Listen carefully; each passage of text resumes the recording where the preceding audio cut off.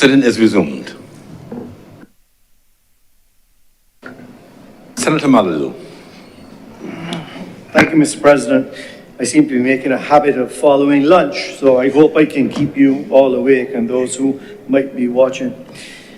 Sir, I am no expert on the matters in front of us today, and I take great comfort in the fact that this bill has gone through Joint Select Committee. I've heard the words of Senator Monroe Knight, Dr. Monroe Knight. I've heard the words of Senator Watson, and in general, everyone is in agreement with what's doing the bill. It is a great leap forward, and I take great comfort in those learned people who contributed to this and the 800-page report, etc.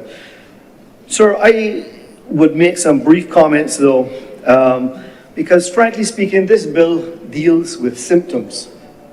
By the time this bill, you're acting and following the provisions in here, you already have a problem. Therefore, this bill treats the symptoms, not really what the problem is. And I will take a little diversion for a moment to say to you that when I was 17, a long time ago, that was the time when you could get a driver's license. To get a driver's license, you had to go through all kinds of process, a written test, and then an actual physical test just to get a driver's license. And then later on, sir, if you wanted to get married, you had to get a marriage license to be married. And if you wanted to practice in certain areas, whether you be an accountant or a doctor, all different types of things, you had to get a license and show some type of training. Sir, part of this problem is, why I say this is a symptom, is that being a parent requires no training at all. There is no course I learned. Where do we learn to be a parent? How do we do that? We model those parents who raised us, our grandparents, parents around us, parents in our village, parents in our community. That's what we do. There is no formal training to be a parent. And hence, as I said, when you have to be dealing with the provisions of this bill, you already have a problem. Sir, Article 3 of this bill, the third paragraph, speaks to the purpose of this. And I must say that prior to reading this bill, I had not read the United Nations Convention on the Rights of the Child. And because I read this bill, it caused me to go and read this because it was referenced in there. And it references, when I read it, there are 4 points that I want to bring out. The first point I want to bring out on this United Nations Convention on the Rights of the Child, point 41, tells us in here that if the laws of a country protect children's rights better than this convention, then those laws should be used. So, sir, this is a minimum standard. This is a minimum standard.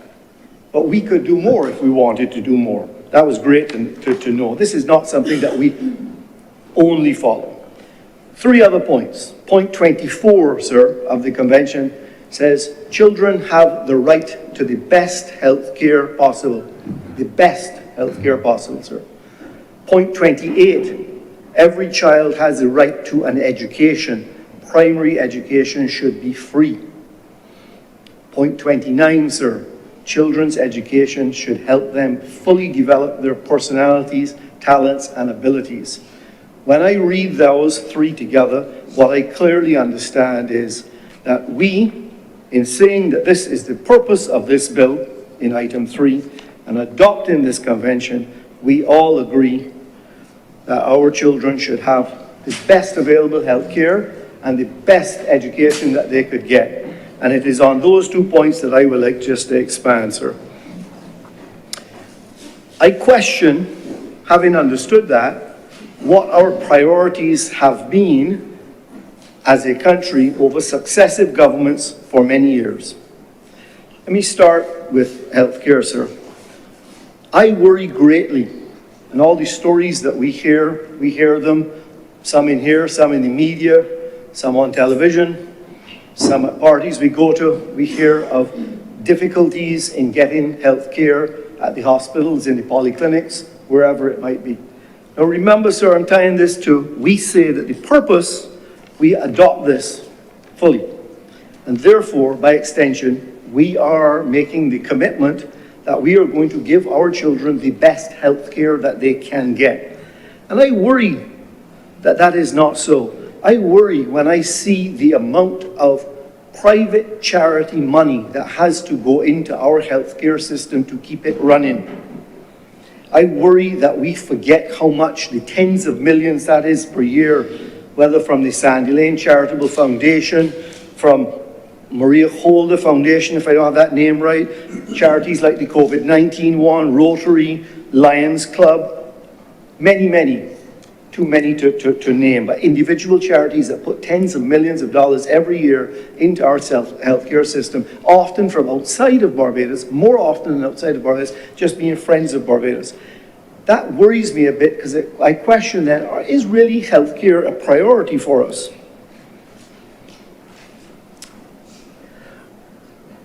Sir, when I think of a priority, Mr. President, I think of relationships. When someone in a relationship says, you don't make me a priority, what does that mean, You don't think of them first, you don't give them your best time, you don't give them your best effort, all of those things.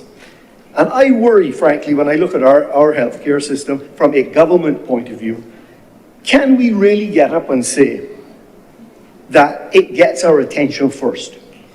It gets the first money that we have. It gets the best equipment that we can afford. It has the best facilities it can afford. And every child in Barbados can get the best health care.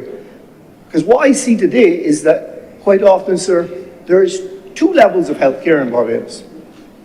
There is one where you rely on the public health care, and there's another health care system where if you have insurance or other means, you can get better health care. And sir, the Barbados I aspire to is that we should all have as a right, as we have signed on to here in this Convention on the Rights of the Child, as it states in Article 24 of it, children have the right to the best health care possible. That's what we should be doing. And it should not be that we have two systems. I'm a capitalist at the end of the day, I've said that, so I'm not embarrassed to say that. So I understand that people build businesses and some will do well and some won't. I understand that. And some will be able to afford some things and some won't. I understand that. But if healthcare is our priority, at a minimum level, sir, the best healthcare should be affordable to all. And I would like to see that back as a top priority for us. The second part that worries me about priorities, sir, as I've said, is the education. And I've spoken on this before, and again, I don't want to take up too much time, but it's almost 50 years ago, not quite, but fairly close to 50 years ago, that I went into that great institution, Harrison College, and I got an excellent education, sir. And what I'm going to say today is probably going to annoy some of my friends, so I'll be in trouble this evening, sir. But at the time, my recollection of the 11 plus, back then, I think it was 1976, my recollection was that the parents would all take a look at where their children were possibly going to get to, and they would choose the best one or two or three public schools that they thought they might get the marks for. We all aspired to go to a public school. That's where the best secondary education was available. Whether it was in my days, it was not gender together. So Queen's College was girls and Harrison College was boys and so on. So as a boy, you would want to go to HC, you wanted to go to Commere, you want to go to Foundation, you want to go to Lodge. Those were the things.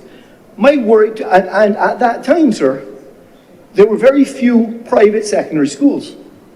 You had the secondary school like MAPS College, which was run by the Catholic group. You had the Ursuline Convent, again by the Catholics. You had, later on, you had MAPS College came out. But really and truly, and this is the part that'll get me in trouble, those schools were not where you aspired to go to. You aspired to go to the public school. If you got a good enough mark, you went to the top school. If you didn't get the mark where you thought you were going to go, hopefully you got a bursary, and then you slipped into a private secondary school. Today, sir, my concern is that's completely reversed. The first choice is not to go into the public school system. Because it's a difficult place to go. If you're not the top child and you can teach yourself, you will possibly not get a good education there. And so what I want to do is I want to tie the two of these together without speaking for too long, because remember, we're talking about the rights of our children. And we're talking about this particular bill in front of us. How I want to tie these two together, sir, is that when we choose priorities, and healthcare for our children and education for our children must be amongst our top priorities, if not number 1 and 2. And I'll tell you why also a little bit further on. If it's going to be your top priority, I would think that the people who work in those areas, education, sir, and healthcare, would be our smartest people who are paid the most, who work in the best conditions that they can work in. And I am fearful today, sir, that that is not true. That in our school system, it is not the best facilities. Our school teachers, sir, are not paid the highest salaries. Our doctors, our nurses, our healthcare worker providers are not working in the best conditions. And all I'm asking, sir, is that again, I am not criticizing this bill. I am talking about a systemic issue over multiple generations, it seems. I went back 50 years to compare, sir. I didn't go back 5 or 10 or 20. I've seen a deterioration in it. And what I would think is that if healthcare and education are our priority, as they should be, because it wasn't that long ago that we talked in here, sir, about the challenge that we have with the National Insurance Scheme, where we have a declining workforce, we have an aging population. So in fact, what we need is highly educated children coming out of our school system today who can be high income earners, because there are less of them to pay for us, sir, in our old age, which is not far away. I'm very, very sorry to tell you, Mr. President, but we're not far from it. So we need, if you have less and less, we need them to be highly educated. It is silly for us not to invest our first available dollar in the education of our children. Mr. President, I raise on a point of order. What's the point of order? Mr. President, I hate to interrupt my good friend, the Honourable Senator, but I think that the records will show that every successive government since independence, every successive government, save none, the 2 largest calls on government expenditure have been education and healthcare, without exception. So it is misleading to attempt to say that those have not been government priorities. And I say this as a Barbados Labour Party administration with the acknowledgement that every single administration since independence, and I let it go a couple of times, but I wanted to raise on a point of order because it is misleading to the public. Please proceed, Senator Mandel. Thank you, Mr. President.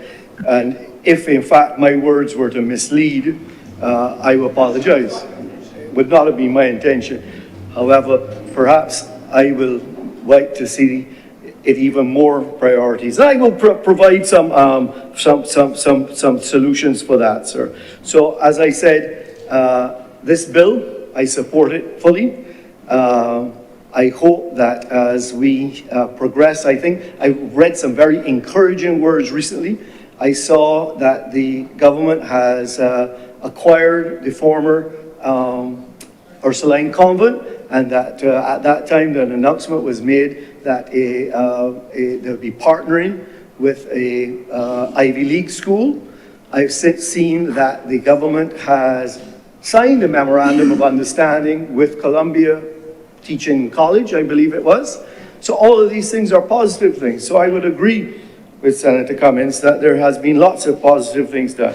However, I go back to my material point, which is to say, sir, I have no objection to this bill, and I like the fact that we acknowledge in this bill that the United Nations Convention on the Rights of the Child are acknowledged, and I do hope that we will focus on these, as we have done, and will continue to do so, so that our children can have the best education and can look after the President and I in our old age.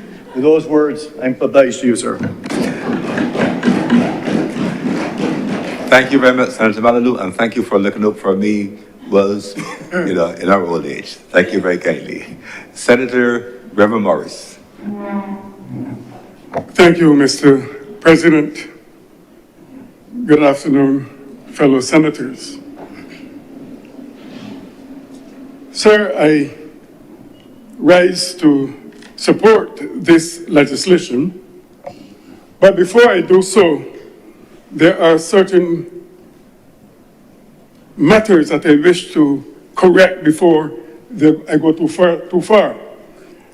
And one has to do with, I see she has left her seat, Senator Watson, on her, that she spoke more of education than she spoke on this bill.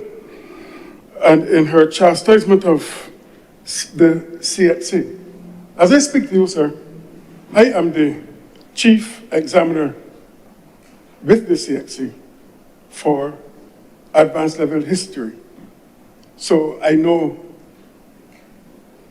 the various workings and how this goes. The point that I'm trying to make, sir, is that rather than chastising a government for not rescheduling an exam, the common interest exam, we must first remember that the CXC is a regional body. And therefore, you are marking certain papers, marking them all over the region. I know that there were attempts to have the examination rescheduled. But that, sir, would mean prioritizing the common interest exam, pushing back CSEC, pushing back CAPE, and then we have a problem with our students entering university on time.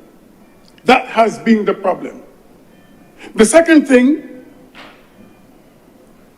that while she chastised the government for many things, what she did not say about this legislation, sorry, the Honourable Senator. Thank you. That while the Senator chastised the government, what the Senator did not say was that the legislation also prevents governments and anybody from chasing children out of school at age 14, and also for charging fees that our children cannot pay for university. Those were glaring omissions from her speech, sir, because it was largely based on education. So I just want to make those minor corrections. I want us to look at this bill that is before us. And I want, first of all, to speak from an historical background. Because you see that this bill and the Child Justice Bill replace legislation that was far outdated. In one case, 1904, in another case, 1917. And if we have legislation that is being passed in 1904, it means that it was conceptualized maybe in the 1800s. And even if we use 1900 as a base, that would have been 62 years since the abolition of the slave system. And even then, that system, even if it was a democracy that worked for the few and not for the many.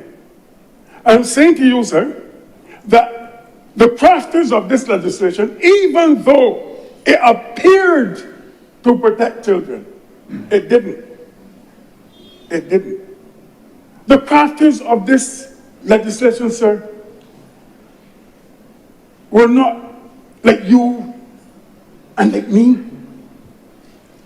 We were not their interest. The children of this country were not their main interest. That is why some of them could commit a crime against children and only pay $24 and get off and go away scot-free, because that's what I call it. No, sir, I'm not racist. I believe in the dignity of humanity. I believe persons, white, blue, black, pink, all have a right to live and have the right to existence. I have a right to freedom and liberty to express their views. But I know that there are times when we begin to speak that we, and especially go down certain trends, we are labeled as racist. Children on the previous legislation, sir, suffered tremendously. Education was not open to them, As a matter of fact, most of the legislation that was passed was centered around how do we keep children as on the plantation? How can we extend the plantation or the elements of the plantation during freedom? And what turned out to be a protector was really, sir, harnessing a slave system that had long gone. And then, sir, this is about the third time that I have stood in this parliament, in this Senate, and I see legislation, modern legislation coming. You see, you can see that government is about legislative reform. It's about modernizing the legislation. And I think that we cannot operate in 2024 on legislation based on 1904 and 1917. So, creating and transforming Barbadians, preparing a Barbadian society for the now and the future is paramount. When I examined this legislation, sir, and I looked at the detractors, I read the comments on this bill. Opposition built on issues that are not contained in the bill. It says it was denying rights. I see the opposite, that the rights of children are protected. There are some who are arguing that parents have a right to raise their children as they see fit. And I agree with that. I agree with that argument, as long as what parents see fit gel with the law. That is my contention. And what we know, we all know, sir, that some children are scared of their parents, afraid of saying what exactly is happening. And this legislation allows children to do that. So we talk about denying the rights of children.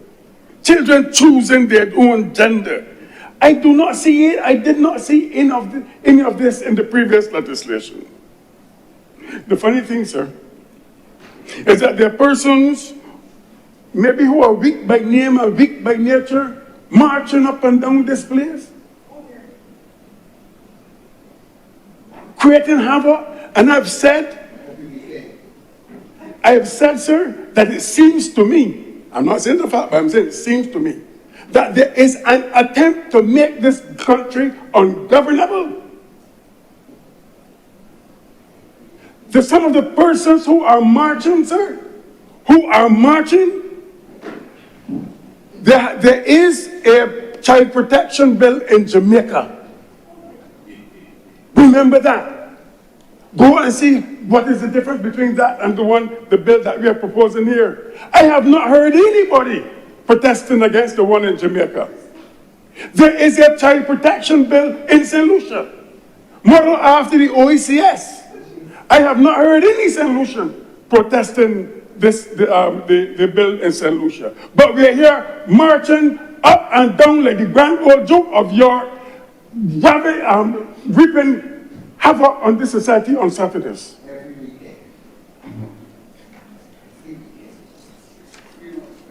It is a necessity there. This bill is a necessity because a nation has the right, and not the right, the responsibility to protect its most vulnerable. And in this case, we are talking about the very young. We're talking about children. Why is this necessary? Because in our society, parents are outsourcing their children.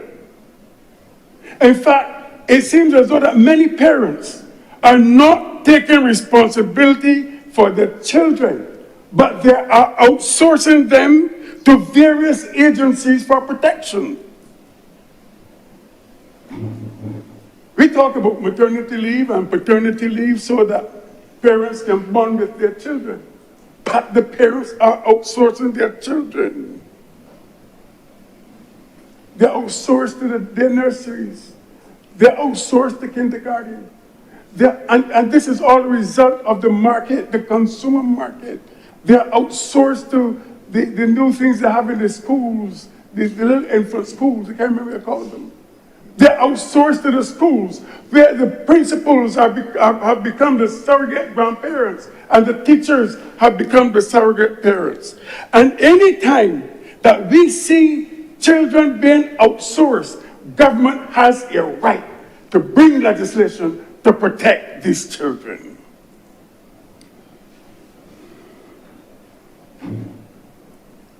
Why do we need this legislation, sir? Because of the level of child abuse in our country. Sir, I heard the minister last week in presenting the bill. I heard him say that we should speak of our own experiences. And I intend to speak on my own experiences today. At the age of 23, I was asked to sit on the board of the child care board. And at the first meeting I went to, sir, it was a horror experience for me. Because when the child care officer presented her report, first instance, a child, a boy, of course, given trouble in the house, or assumed to be given trouble in the house, or was blamed for giving trouble in the house. The mother told him to keep quiet. The boy kept moving up and down. And she was at the stove cooking. And she took up that boy and put his hand in the saucepan with boiling water. That was the case that was reported.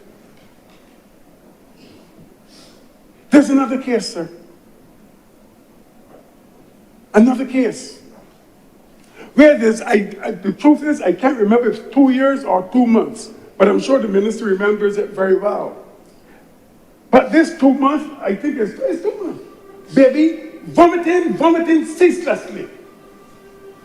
And when they did a search on the baby's body, there was traces of male semen on the baby's stomach. That baby couldn't talk.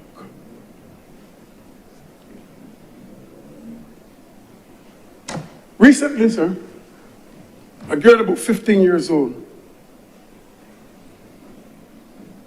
her father died. And I'm going to be as dramatic as it is because I'm truthful, and these are things that are happening in this country. That is why we need this bill.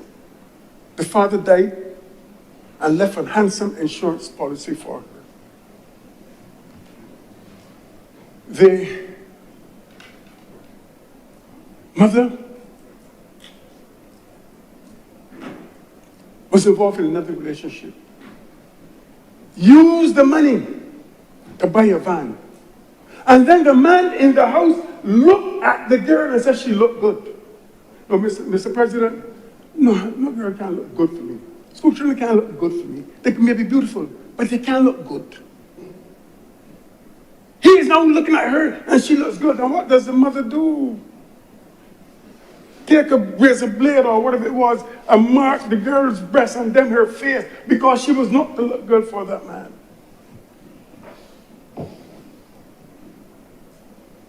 On leaving CBC, sir, this is the most horrid. One Friday morning, a message was there at the front desk for me. And I took it. And the lady said, call me. I called the number. She asked if I could visit her now. And I did. She said, I'm about to show you something, but I don't want you to feel that I'm disrespecting you. She said, sir, I have not had sex since the age of 7. Since the age of 7.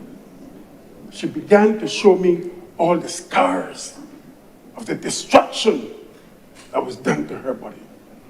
She said, don't call my name, but I want to talk about what we're going through in this country. That is why we need this bill, sir. Because there are a lot of families staying at home and they are waiting for the stranger to appear. The stranger to appear who will abuse the persons in the house. The stranger never comes. Never comes. Because the stranger, the abuser, is in the house. I speak in, sir, with a certain degree of passion. Because what I'm seeing and having experience as a teacher,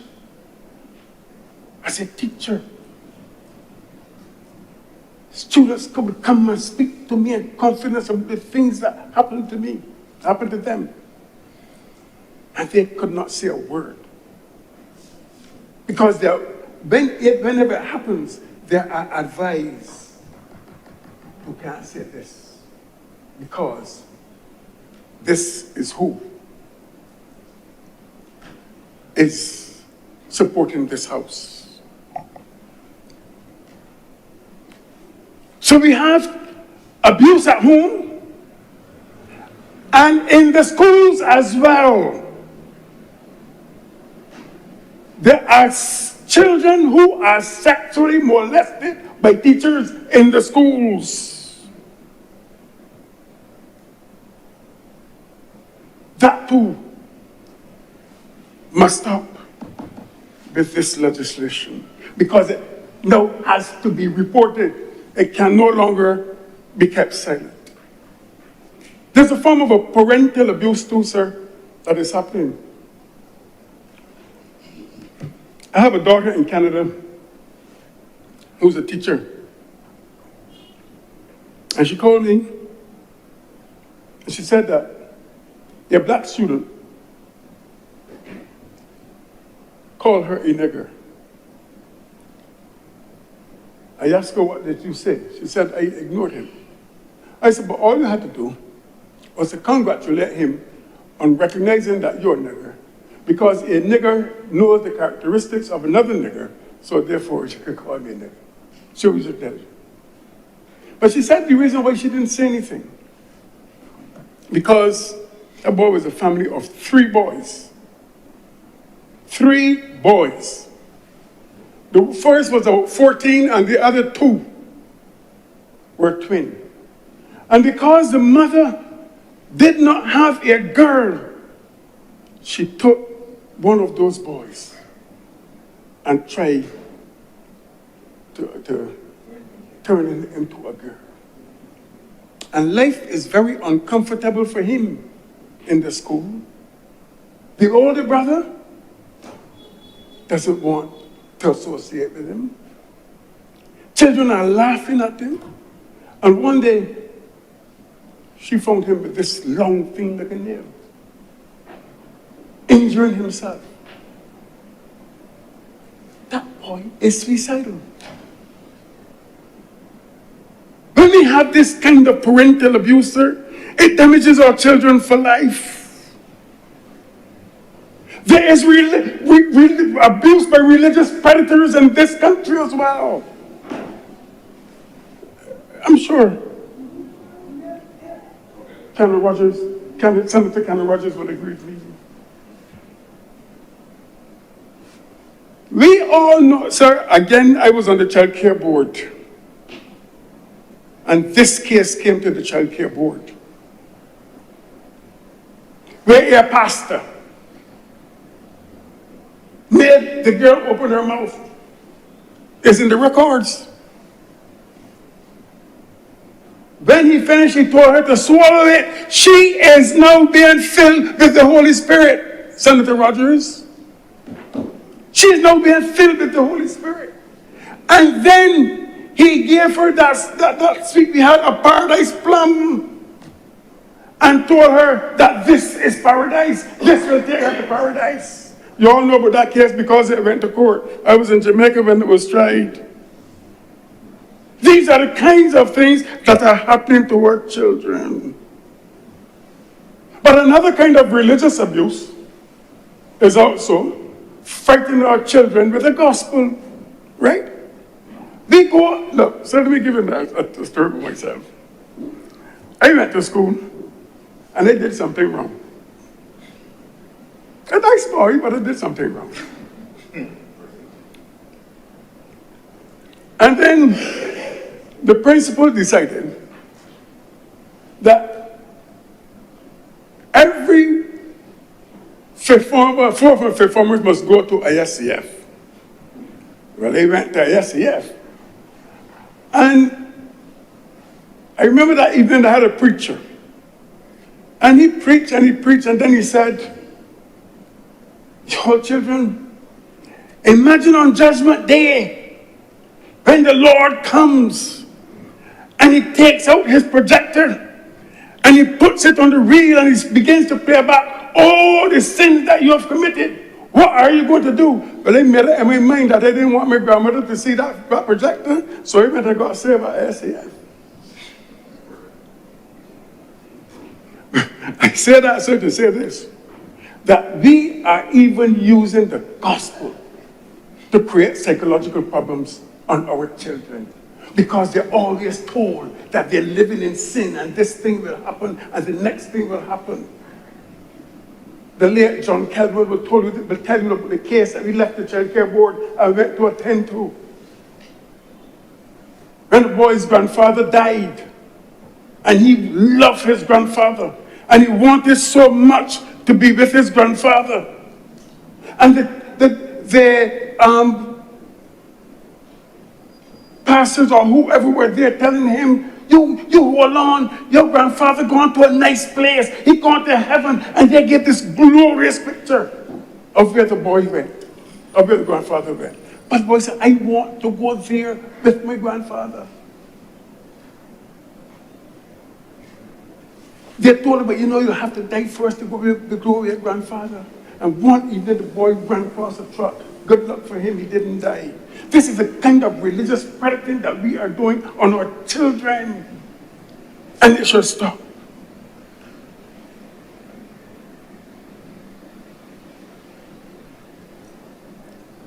Sir,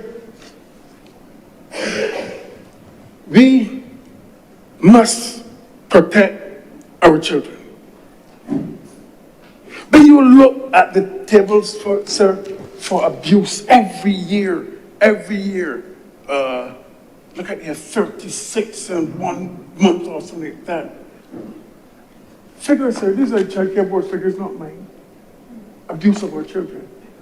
And we need to protect them. We need to ensure that when our children leave home and come to school, that they are protected.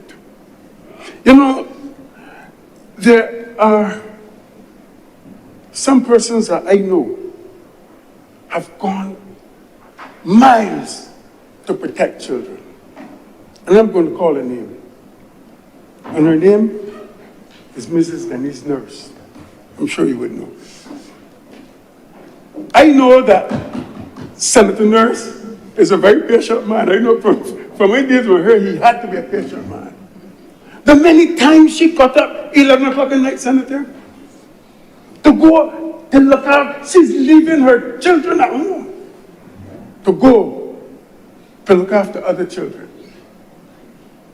And I'm sure that because of her, there was one person who reached certain heights in this country. And I've never heard Mrs. Nurse's name called. She saved that girl, saved her, so that she could realize her own potential. I'm saying to you, sir, that we need to protect all our children, the most vulnerable in society. The time will come when we'll be able to speak on those, on the elderly. But as it stands now, our children need that protection. And the one thing that I like in this legislation is the fact of mandatory reporting. mandatory reporting. If we do not protect our children, tell me who will. I'm much obliged to you, sir. Thank you, Senator Reverend Morris. Senator Reverend Canon, Dr. John Rogers. Thank you very much, Mr. President. It is indeed an honor to be recognized to say a few words on this piece of legislation before us, and I thank you. I wish to also thank those who were responsible for giving me the opportunity to sit on the Joint Select Committee that perused this bill and interfaced with the public. A commission that was ably chaired by the Honourable Tony Moore, and with the expertise, I must mention, of Ms. Sean Bell from the CPC office, who was stellar in guiding us through some of the intricacies of the bill. I also wish to thank those members of the public who made submissions to the Joint Select Committee and who appeared before the committee to represent their perspectives. Granted, as has been said on several occasions before during the course of this debate here and in the other place, some of the submissions did not really apply to the bill before us.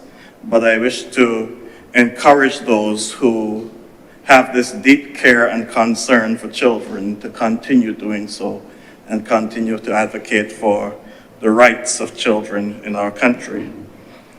I also wish to thank and recognize Mrs. Faith Marshall Harris, who was instrumental in putting this bill together, and I would have had the opportunity to sit with her, the privilege really, to sit with her on the Committee for Monitoring the Rights of the Child several years ago. And so I want to encourage her to continue the work she has been doing in pushing the UN Convention for the Rights of Children and the Human Rights Convention.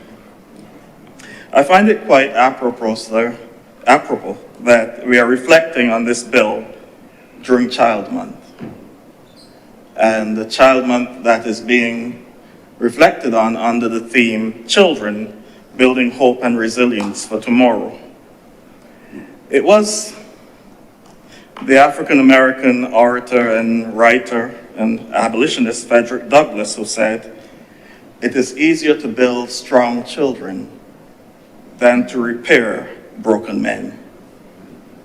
It is easier to build strong children than to repair broken men. And I've highlighted that quote to make the point that this piece of legislation may well be amongst the most important that we have had the privilege to reflect upon during our time in this chamber. And I say that without fear of contradiction because our future is really our children. And it really speaks to the future of the nation. When one gleans the pages of history, just as a cursory look, you'll recognize that whenever persons are targeting a civilization or targeting a nation or anything, the children are the first points of entry. They're always the first points. It's there in the Bible as well. In the book of Deuteronomy, Deuteronomy is written at a time, sometime around the 8th century, when the little nation of Judah, that was a conservative little nation, all of a sudden finds itself as a part of on the global stage. And Assyria is coming in and they're imposing their culture and everything. And what does Deuteronomy tell us? Constantly throughout that book, teach it to your children and your children's children. Make sure that you instill these things in children because they're going to be the first points of influence. The same thing is true there in St. Matthew's Gospel, chapter 21, when Jesus goes into Jerusalem on Palm Sunday and everybody is in euphoria. It's the little children who are running through the temple singing, Hosanna to the Son of David. And the chief priests are telling them, stop.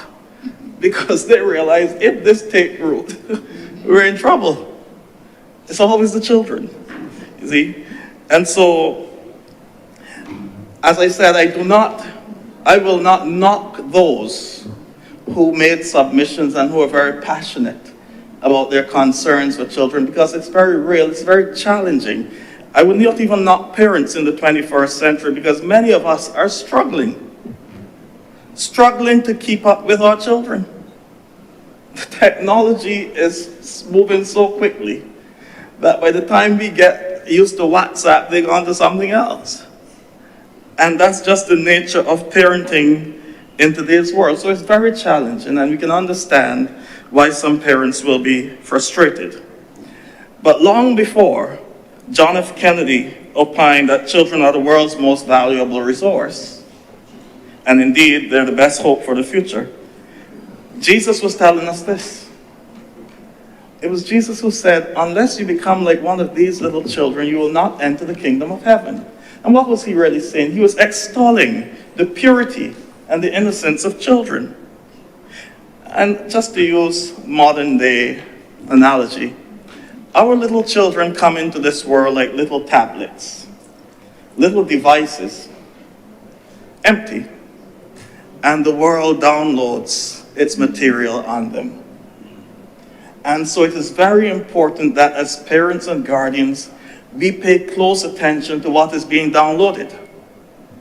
But it's even more important that we pay attention to what we upload. Because in many instances, we are uploading things that are not beneficial to our children. And why? Because it's natural. Every generation tends to lower the moral bar because we always feel that our parents were a little too strict. So we will ease a little bit on our children. And I think I've mentioned it before, that Chinese proverb that says, the morals and values of a society are like a tree under which every generation comes and finds shade. But what happens if every generation comes and cuts off a branch thinking that they're pruning it? At some point in time, some generation will come and there'll be no tree. And so we have to recognize that this is the world in which we're living. And these are the challenges that people are facing. So we have to be careful what we upload on these little tablets that God has given to us. It's for that reason, I believe, that Jesus went on to say in St. Matthew's Gospel, chapter 18, verse 5 and 6, if anyone should cause one of these little ones to stumble, it is better that a millstone be hung around his neck and he be tossed into the depths of the sea. There's a serious thing there. Granted, we can expand it and recognize that he may well have been speaking about religious leaders, as Senator Morris pointed out, because he's really saying to us, you've been given the responsibility of caring for these people. And if you cause any one of them to fail or falter, they are your children. I know that there are some denominations that do not refer to their religious leaders as father, because there's a passage that says, call no one father. But there's also a passage in 1 Corinthians 4 and verse 15 where St. Paul said, you have many teachers, but you do not have many fathers. I became your father in the gospel. And that's really where it comes from. It's a role that we play in nurturing the children the people that have been placed in our care. I perceive that this bill, sir, along with the child justice bill that we will debate not many days hence, are two sides of the same coin.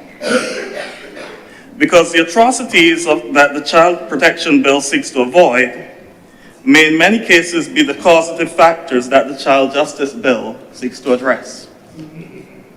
So they're really two sides.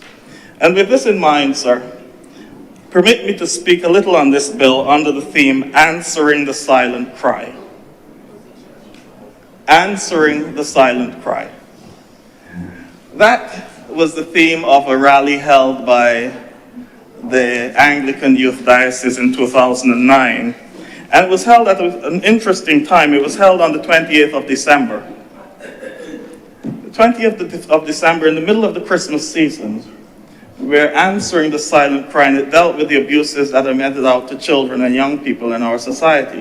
Why are we reflecting upon it at that time? Because right within the Christmas season, there's this date, December 28th, that is observed as Holy Innocents' Day. And it serves to remind us that in all the euphoria of the Christmas season, there are some people in our world, particularly young people and children, for whom Good Friday, Christmas could come on Wednesday or whenever. It means absolutely nothing. because the abuse is the same no matter what day it is. And so, answering the silent cry within the context of this bill speaks to what is happening to children in our nation at this time. And I dare say that that silent cry is very loud in our community for those who wish to listen. On average, as we've heard, there are about 600 reported cases per year of child abuse. Reported. I read a study from Child Protect Children's Advocacy Center in Alabama, which suggested that for every incident of child abuse reported and child neglect reported, there are 2 others that are not. So if we're over 600, taking that into context, we're dealing with 1,800. That's about 60% of the children who sat common entrance this year, sir. 1,800. That may well be what we're dealing with. The silent cry may be louder than we can possibly imagine or even want to imagine. I remember some years ago, I always have to quote a little calypso, sir. Terencia Coward, TC, sang a song called Broken Dolls. There are a lot of broken dolls in our society. The virtues of this legislation have been touted in both chambers and already, so we need not regurgitate them, other than to say that I want to specifically point out that I support the purpose of this bill set out in Section 3 and grounding it in the UN Convention on the Rights of Children, because the UN has been at the forefront advocating for the protection of children. And sometimes in this part of the world, we may not be au fait with some of the challenges that others are experiencing. But there are countries in this world where children, babies, undergo what they call IGM, infant genital mutilation, as part of culture, abused. And what the United Nations is saying, we cannot do this anymore to children. We're scarring them for life, as in the case that Senator Morris pointed out earlier. Section 5 also deals with what is a child in need of care and protection. And that section spells out very clearly that this bill is not necessarily will not necessarily touch many children in our society. But it is important that it touches the ones that it needs to touch. The ones who have no one to stand for them. The ones who are victims of abuse. The ones who are there and every night cannot get a night's sleep properly because they're listening for those footsteps coming to the room. Those who have lost self-worth. Those who have lost their dignity at the hands of an adult. The Section 24 has been one of the sections that came up in the deliberations, and there were some submissions, not written, but that questioned whether we should go with this mandatory reporting fully for some professions. Sir, I'm a priest, and I know that within our traditions there are seals of confession and so on. But I always believe when it comes to children, there can be no seal. If we know that something is going wrong with a child, we are obligated, we ought to feel obligated to report that so that that child can live out his or her life in the best way possible in their Father's world. We cannot conceal abuse. And the same thing is true for us as teachers. I had the opportunity to teach in the government setting for a few years, and I always say, teachers are the angels in this society. Well, after he left. Teachers are really angels in this society. I'm speaking generally here. But teachers become parents. They become everything for these children. And sometimes they're the only person to whom the child can turn. The only person to whom the child can talk.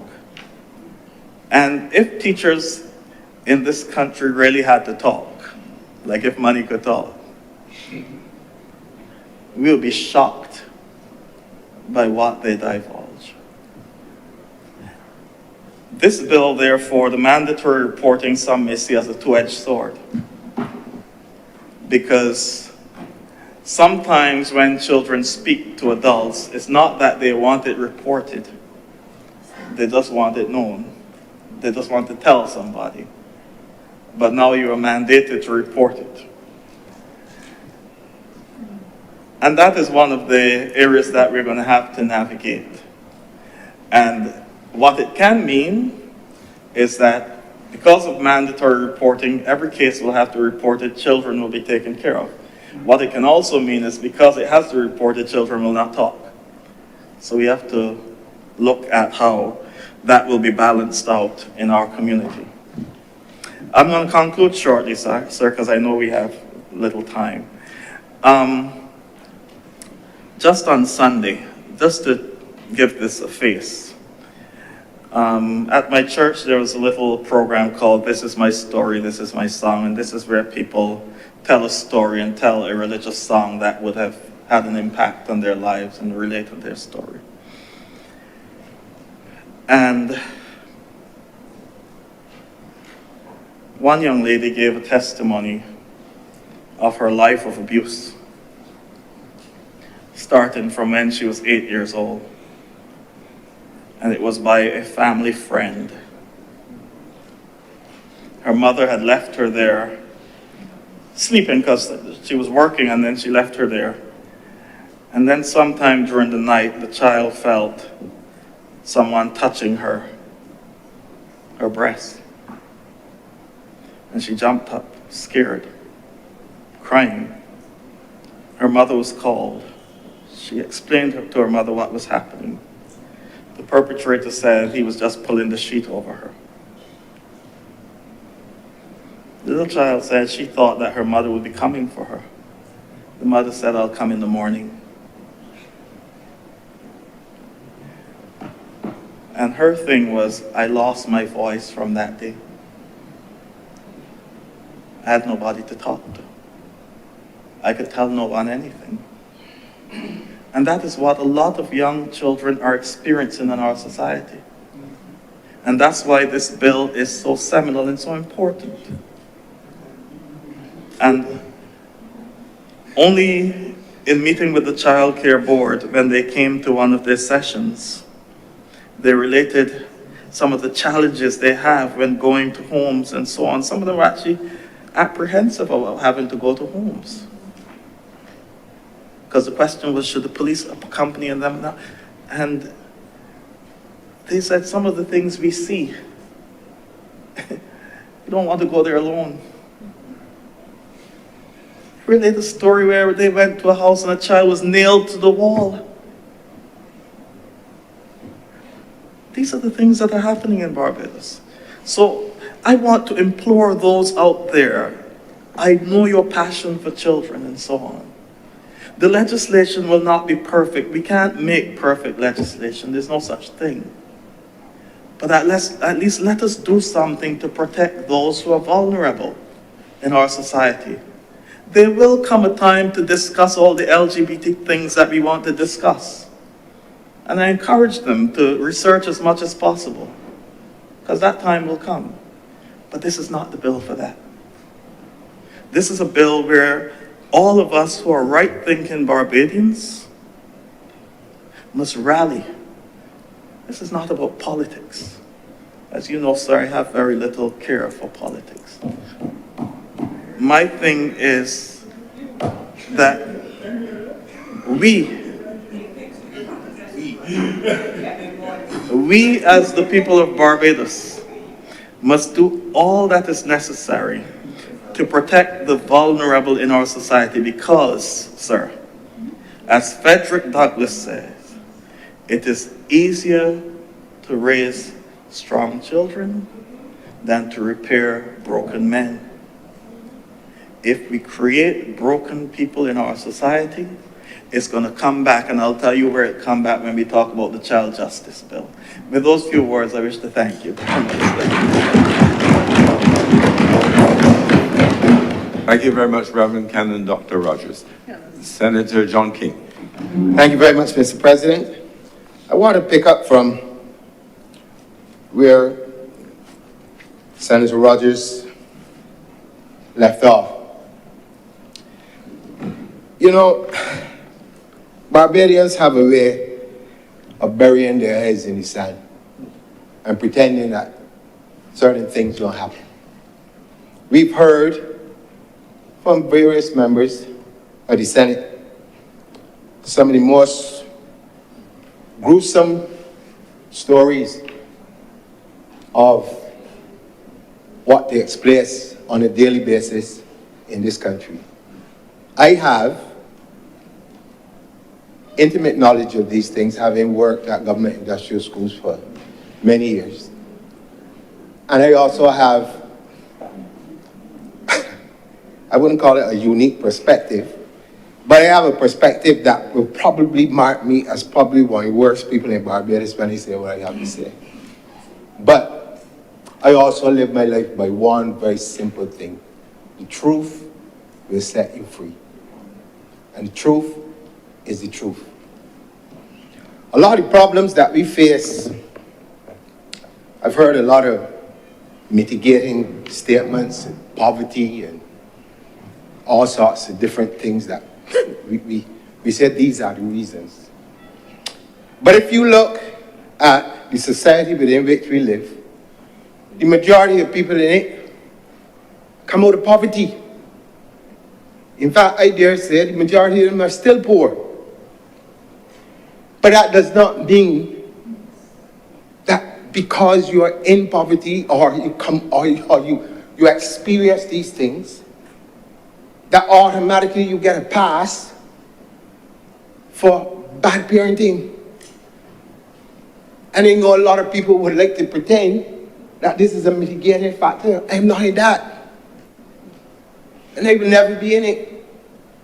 Because I've seen too many things over the years that point to some people who, and let me put it as simple as this analogy so you understand. Get children, but really don't care about them 2 minutes on a watch.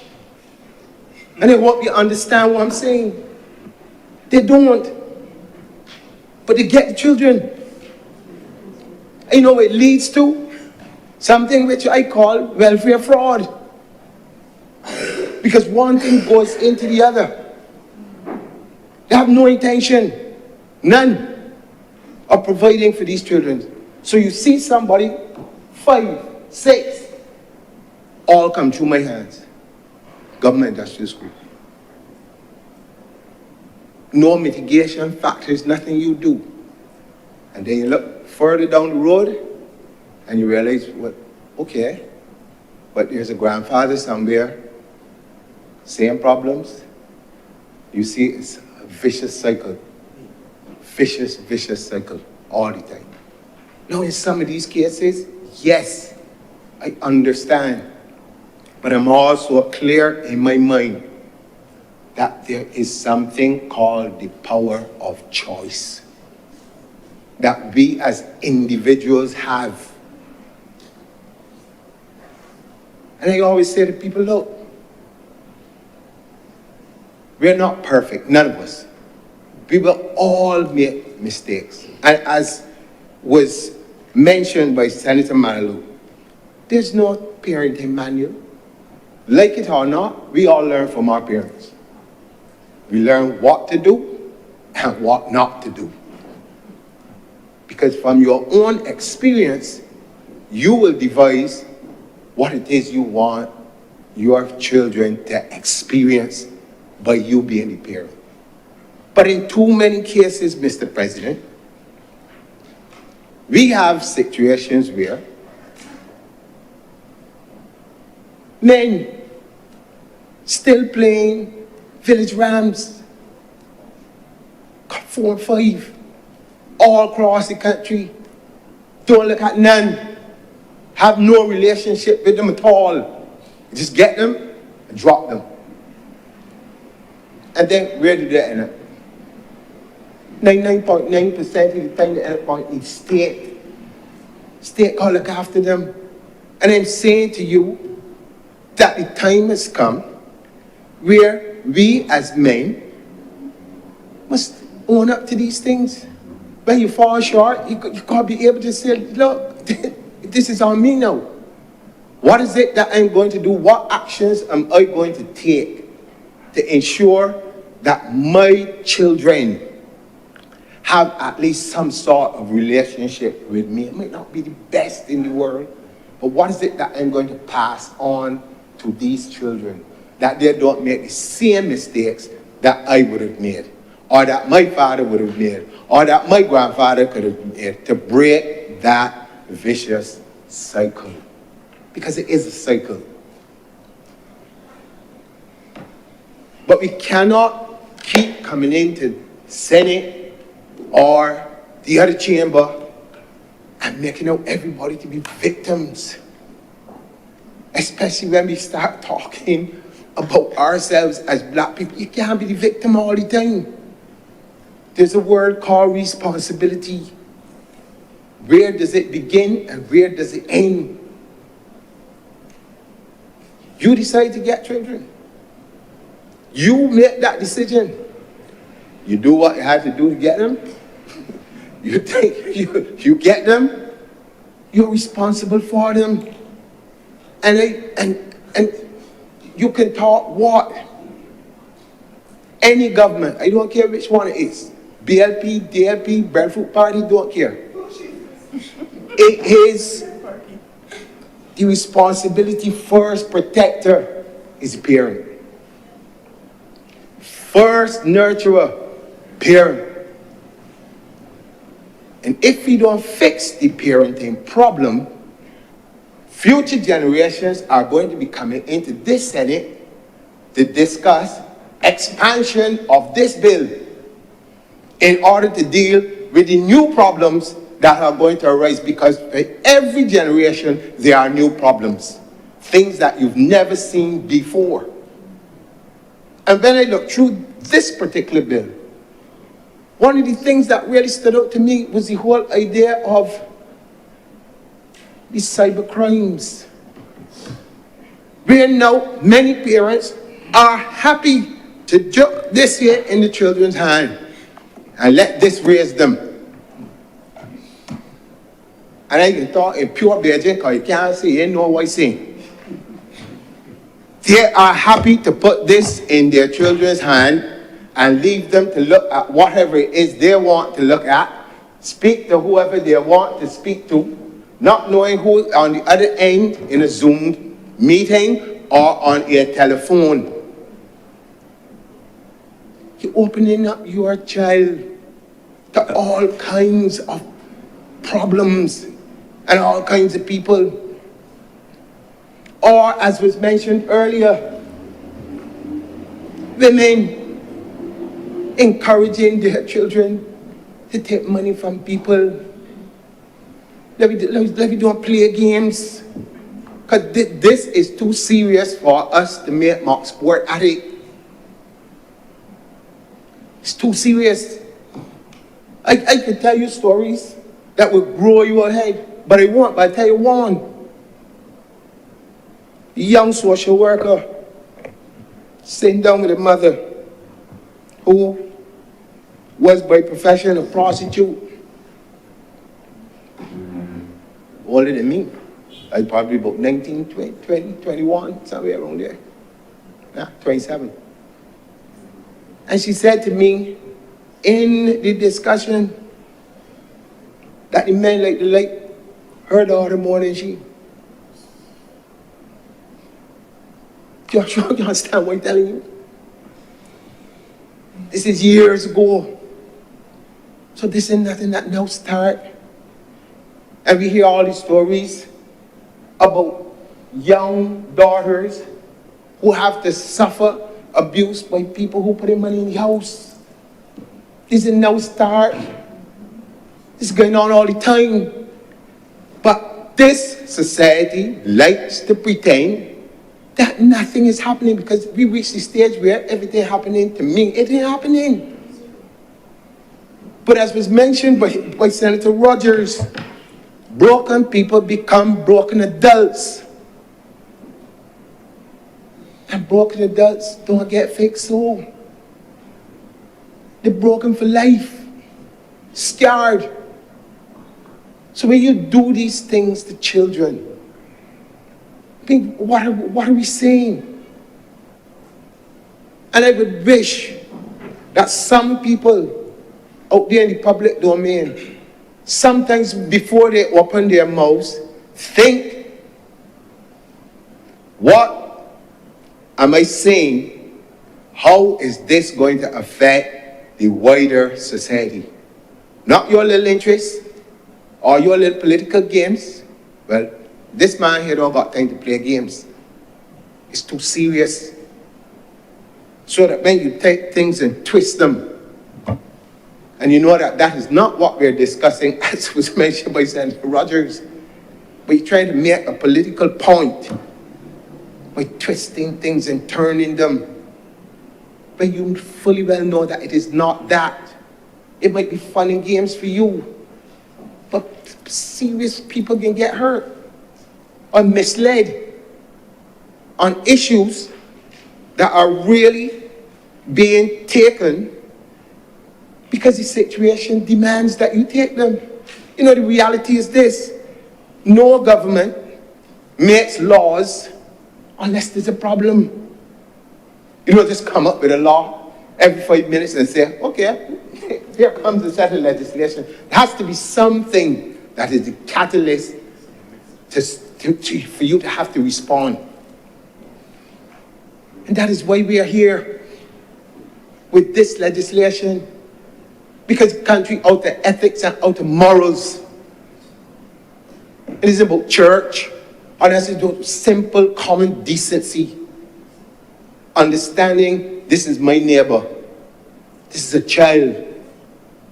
This is an old African proverb. It takes a village to raise a child. I experienced that as a youngster coming to Barbados. I experienced it. Where did that end? Rather, when did it end? When did we change? When you reach the point where nobody looks out for anybody anymore. So government got to step in. A government has to step in to fill a gap where a community would have been the first place to do that. Even listening to the comments about places and institutions where children should feel safe and not being safe. That's a serious indictment on us as a people. I mean, some months ago, probably a couple of years ago, it may be, there was a thing on social media going around with young men coming off a cruise, and a child can't be no more than about 10 or 11, with a bottle of brandy holding it so, and big people skinning them out and laughing and carrying on. Or a Kadooment morning, a woman got a child holding by hands and walking up on a big woman. And everybody's skinning them out. Like this is a joke. Like this is a joke. Well, it is a joke because we become a joke society. You can't be serious. It cannot be serious. And if we don't put a stop, it gets worse. Young men that should be productive members of the society Every time you look around, boom, boom, one day. You think that that is because of just poverty?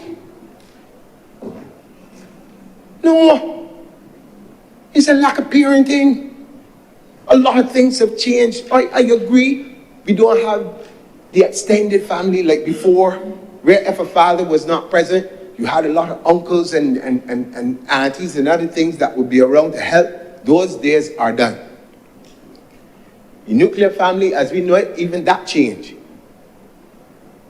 So there is a problem, and we are reaping the whirlwind of that now.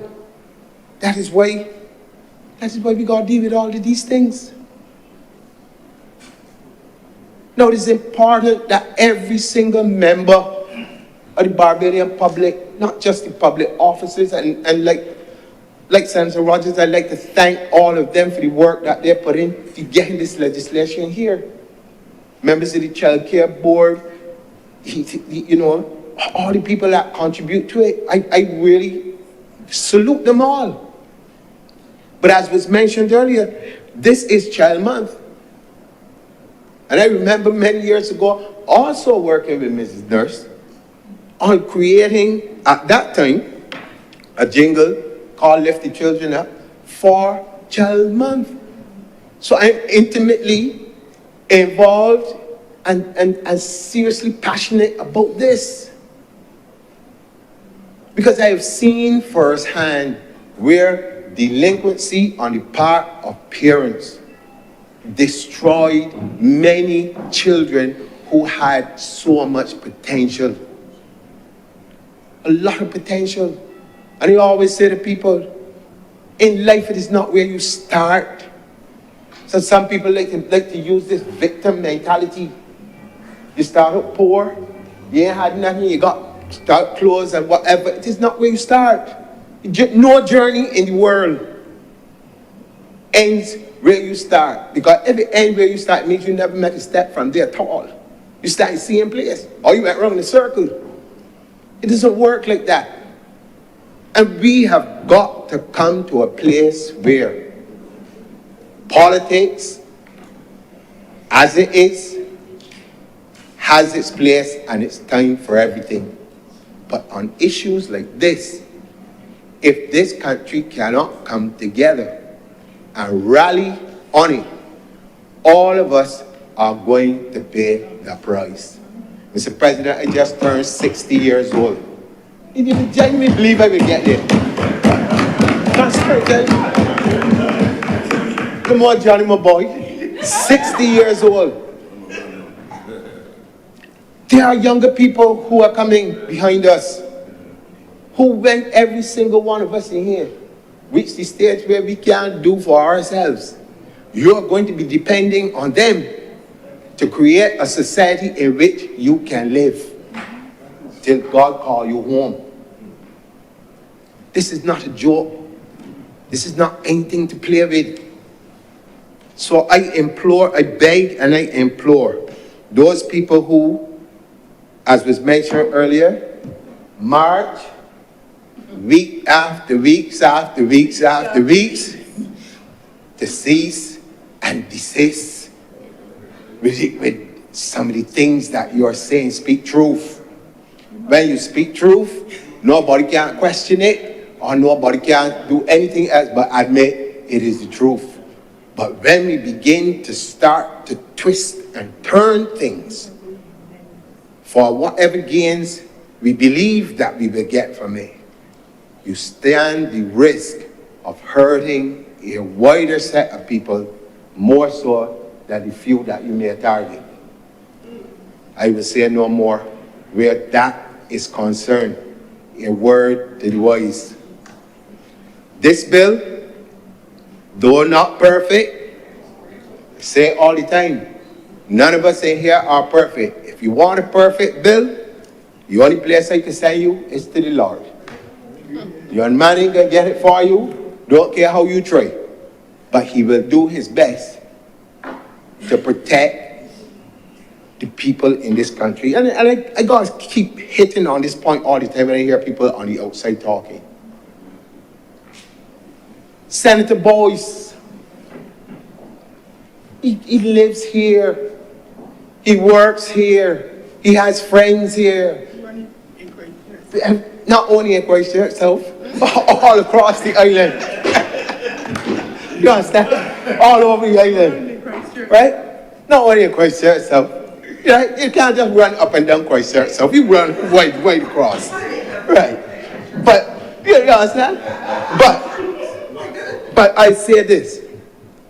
You look around this table, there's not a person here or in the other house, the other chamber, who is not vested in ensuring that the wider society benefits from the skills, the various things that we bring to the table. How could any of us sit down and agree to things that are supposedly done to hurt the society? It does not make sense. We live here. Sometimes I wonder what people are thinking. Now, if you don't agree with something, that's fine. If you find something that can be improved upon, that too is fine. But when you set out to deceive, you know, I really have a real problem with that. And I don't care if you're writing for the newspaper or online or whatever. You're creating an atmosphere of fear all the time, distrust. And you can't, and as was mentioned earlier, it will become unmanageable. And who suffers in the long run? The same children. They always do. When adults make bad decisions, children suffer. And we've got to think clearly as to what we're doing. So I just really wanted to make those points. And again, I give kudos to all of the persons who worked tirelessly to bring this legislation here. And with those very few words, sir, I'm obliged to you. Thank you very much, Senator John King. Senator Blackman. Thank you very much, Mr. President. I want to start by commending this bill and to also publicly commend my colleague who sits in the other house, the minister with responsibility for this bill, and to thank him and his team, and also to make mention of a prominent Barbadian, a proud Barbadian, and one who sits on the United Nations Committee on the Rights of the Child, Faith Marshall Harris, who continues and has been a champion on the global stage on the issue of the rights of the child. And therefore, both Minister Humphrey and Faith Marshall Harris deserve due commendation as Barbadians who continue to be on the forefront on this critical issue at this time of our development. And Mr. President, as I start in what will be a relatively short presentation this afternoon, we live in a world where, sadly, and you've heard various honourable members treat to the issue, that these bills and these legislations and these treaties, as it were, don't just come out of the blue. They're there, sadly, as a result of issues that face children around the world.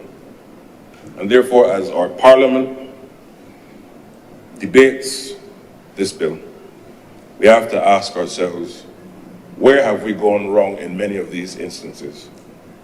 And how do we correct it? And this is one instance in the further correction of where we've gone as a society, where we've done wrong, and I say we in the collective, in issues affecting our most vulnerable, our children. And Mr. President, as society grows, whether you're from the global north, the global south, it doesn't matter. Every single country wrapped up in the aspirations of development, wrapped up in the aspirations of growth, wrapped up in the aspirations of prosperity, our young people, our children in particular, want to be a part of that development. But there are things that continue, sadly, and you've heard the examples today. You've heard the examples in the other chamber. There are things that sadly happen in our society that thwart that aspiration and that ability for our young people to do what young people and children do, be children. It's as simple as that. There are things, sadly, that stop them from being able to be a child and then have to contend with other things because some amongst us in our society unfortunately see it fit to do things that goes against the very values of what we aspire to be as a country and do so against our children. And it's within that context, of course, that we find ourselves here. And we have to ensure that as Barbados grows as a society, that as Barbados grows to be a productive nation, as we all want as Barbadians, irrespective of the political divide, that the very foundation of that society, our children, is protected and given the armor of that protection, so that as we grow, that foundation is secure. A few of us here, I understand, are engineers, and you would understand. You cannot build a proper house or structure or building without a strong foundation. And if we do not protect our young children,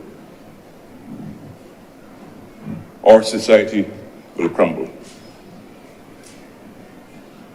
And this bill is coming at a time, as I said, despite the fact that those who ought to know better see it fit, for whatever reason, whether psychological, whether spiritual, or maybe a combination of both, do things that goes against the very nature of what God would expect us to do relative to our children. And I say that because, Mr. President, no child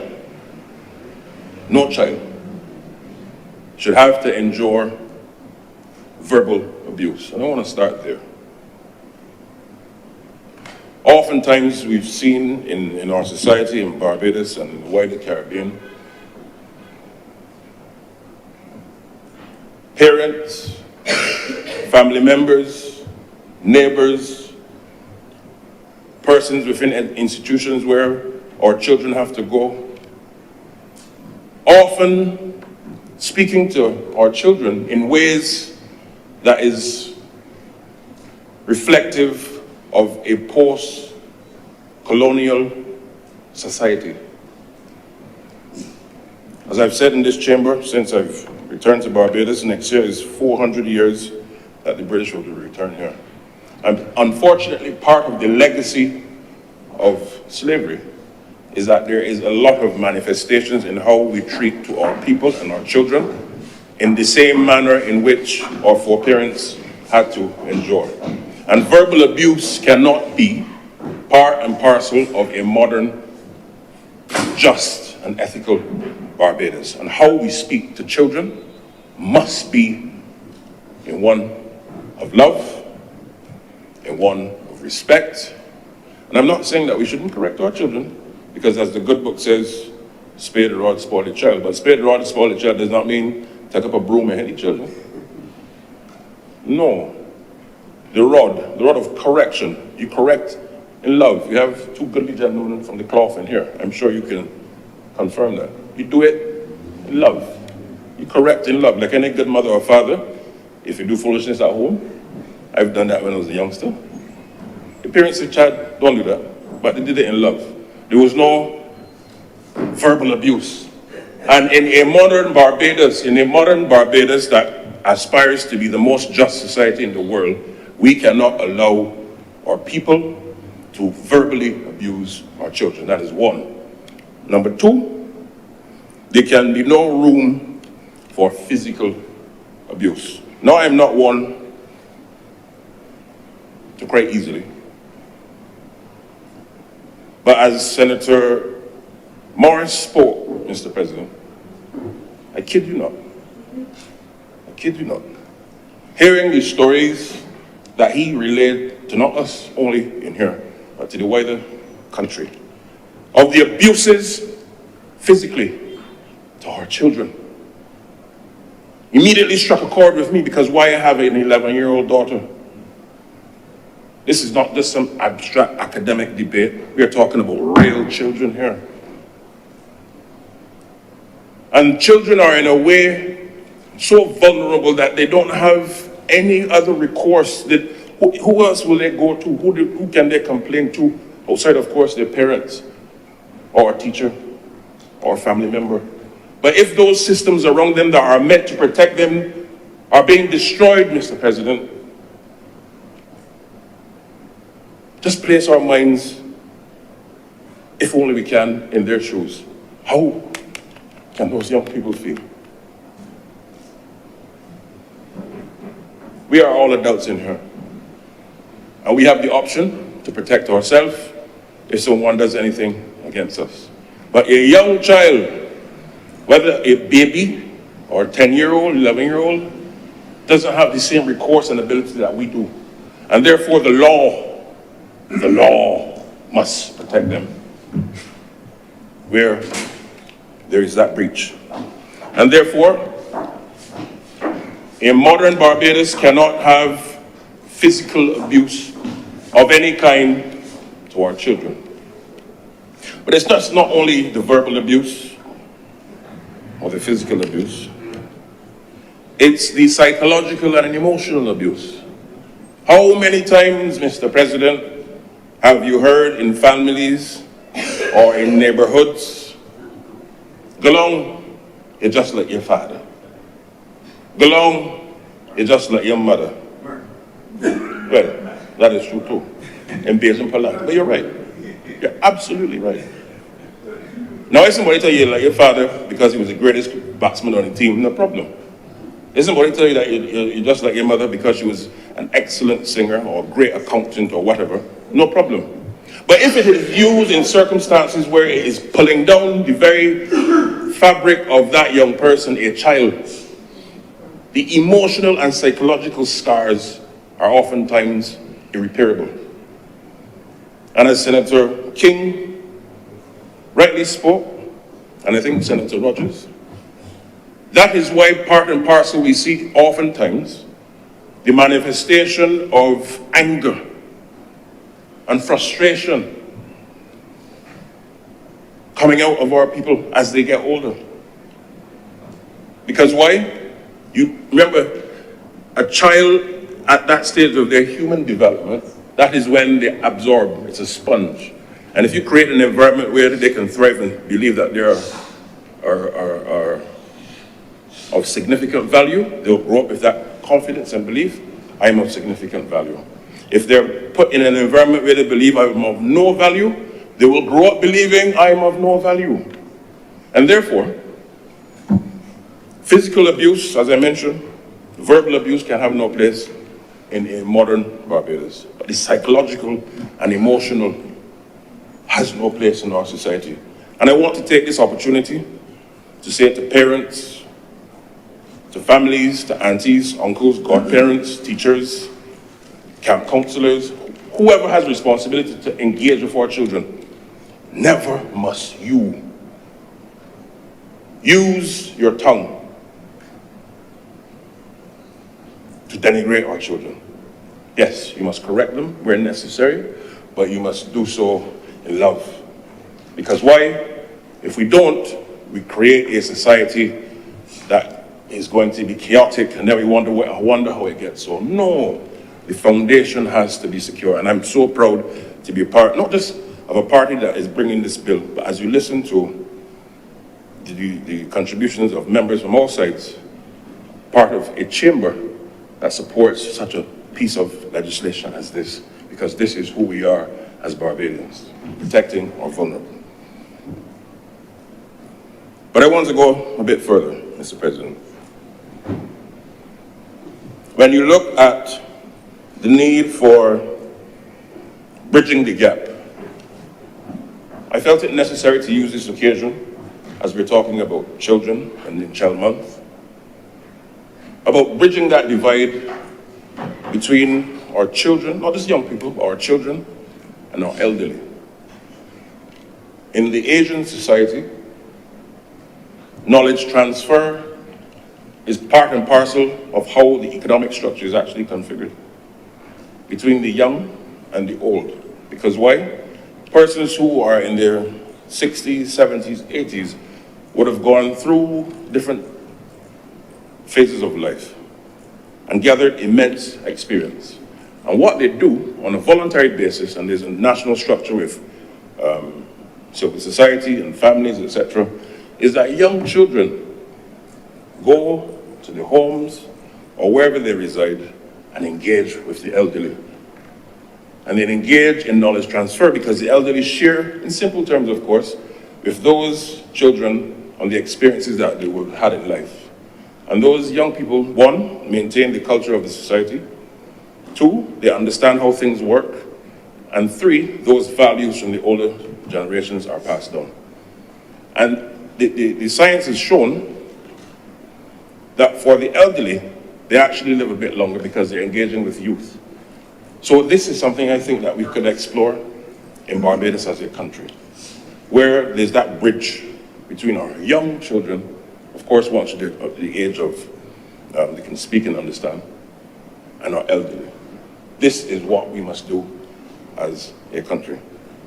And when you look at where we need to go, as I said, we must let children be children. But Mr. President, I could not rise before also treating to a number of issues that have surrounded this debate on this bill, even before it came in here today, even before it was laid in the other place, but through the consultations, etc., and public discourse. And I want to really treat very briefly to the issue of what I call the elitism and hypocrisy surrounding how we treat our disadvantage in our society. We have inherited a system of governance, of society, that was handed down to us by our colonial past. And it often reflects a lot of inequalities that bear no place in a modern progressive Barbados. And I'm proud to be part of an administration, the Barbados Labour Party, that sees it fit to ensure that the vulnerable amongst us are protected and that they're given the due space to enjoy prosperity and to remove obstacles of inequality where they exist. And when you place that in context, one such example, I'm talking about children and young people, is the whole exercise of educational reform. And when you look at educational reform, part of it, not all of it, but part of it is the whole issue that at 11 years old, you have to go through what we know as the common entrance. And our government has made it clear that part of that reform must ensure that the different talents that our people have must be able to contend and to go in the right direction so that they become, one, prosperous citizens, productive citizens, and three, we don't have just a percentage of our people doing well and then banding off the rest, the other 60%, as it were. And I find it very shocking, and I want to say this, and I've listened to it over the last 6 weeks in different forums, TV, radio, social media. And I want to ask the Democratic Labour Party to publicly apologize to Barbadians, to publicly apologize to Honourable himself, even though he is gone, because they invoke his name but bear no resemblance to his ethos. How can they perpetuate the idea of maintaining a system that was introduced by the British elite themselves, and the British themselves saw it fit after a while, realizing that it caused deep societal problems to move away from that system because of the inequalities that it caused in Britain in the 60s in particular.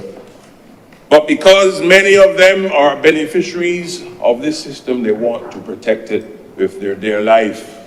And I want to say to them, Democratic Labour Party, you owe Barbados an apology. So whether it be the leader of the opposition, whether it be the leader of the opposition in the Senate, the Democratic Labour Party, I'm asking you to apologize to the people because you're not helping us to break down the inequalities in this society. An apology is needed. Senator Watson, now what they raise? Just on a point of clarification, Yes. I just want to clarify for Senator Blackman that leader of opposition business in the Senate has never intimated that the 11 plus should be retained. I just want to make that clear, and I'm hoping that he does not put out there, put abroad, that that is a position that has been taken by the leader of opposition business in the Senate. He can go on with his request for an apology, but he's not to attribute that statement to me. Thank you very much for that clarification, Senator Watson. Mr. President, Please press on, Senator Mr. President, Blackman. sir, I have never seen such a disassociation of a leader of government business in a Senate from the leader of opposition in the other place. I have never seen it in my life. But apparently it happens over there. And I understand there is a culture of divide currently going on in that place. I understand. I understand. Mr. President, sir, so I take it, as the Honourable Member indicated, that the Honourable Member has not done what I said. No problem.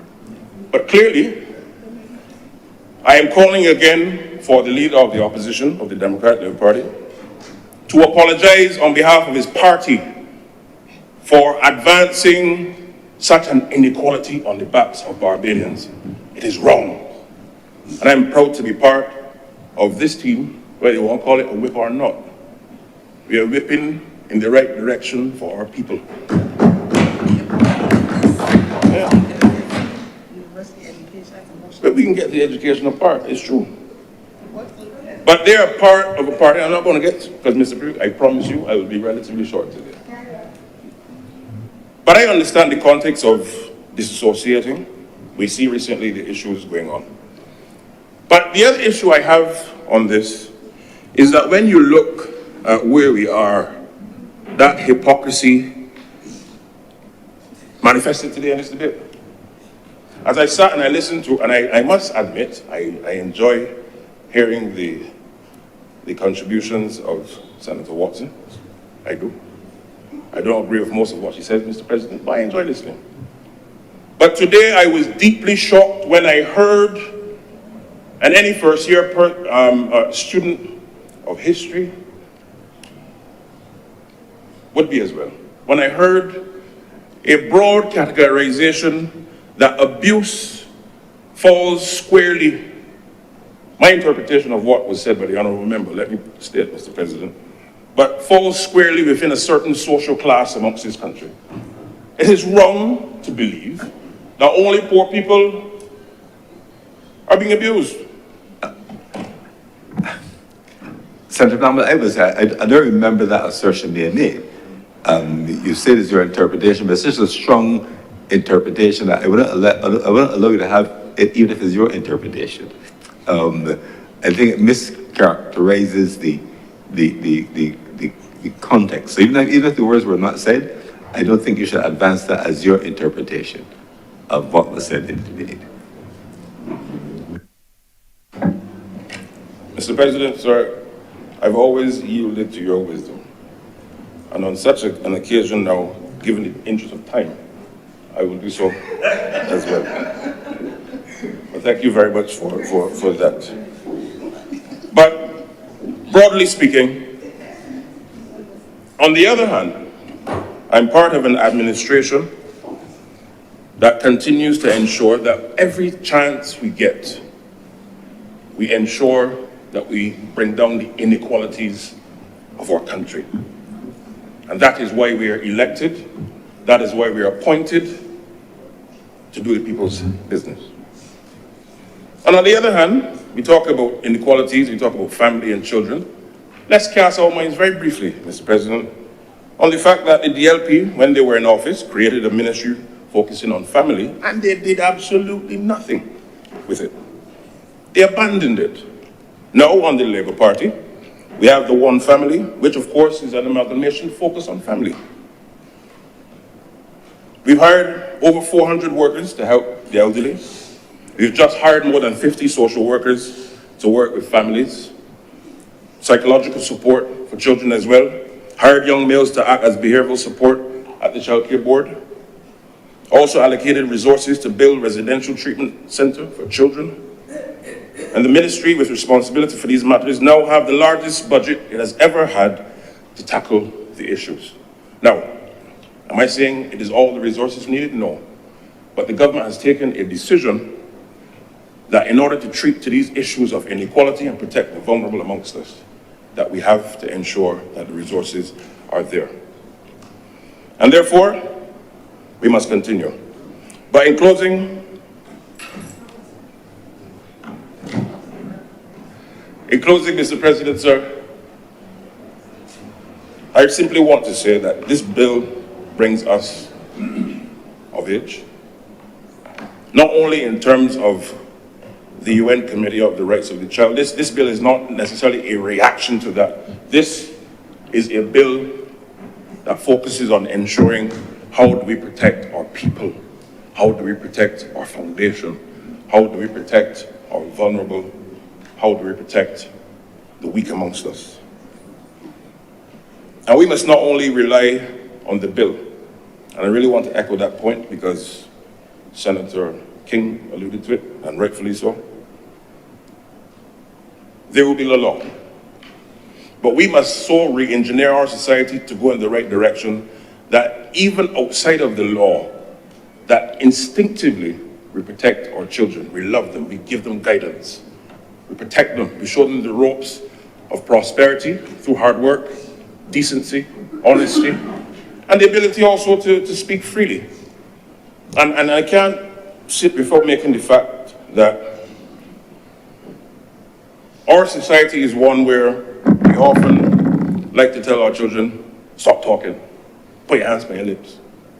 I enjoyed that at primary school. What are you talking? You talk too much. Yes, I admit, I used to talk a lot. Yeah. But when you get age 13, 14, 15, Mr. President, and you go to inter-school sports and they throw a microphone in front of your mouth, they expect you to be the greatest orator. Having told you at age 3, 4, 5, and 6, stop talking. How? It can't work. So, I'm not saying to let children run wild, but you have to create an environment where you can mold them and let them be expressive and give them the guidance as to the how. And with those words, I simply want to once again commend the Ministry with responsibility for this bill and the team and the stakeholders and the committees who got us here today. Because I'm proud to be part of a Barbados that sees it fit to ensure that our vulnerable and our children are protected. I thank you.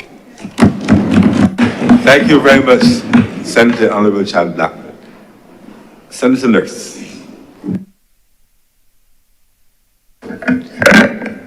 Thank you, Mr. President. I am happy to be able to stand and contribute to this debate. And let me say up front that I support this bill. I support these bills. I think that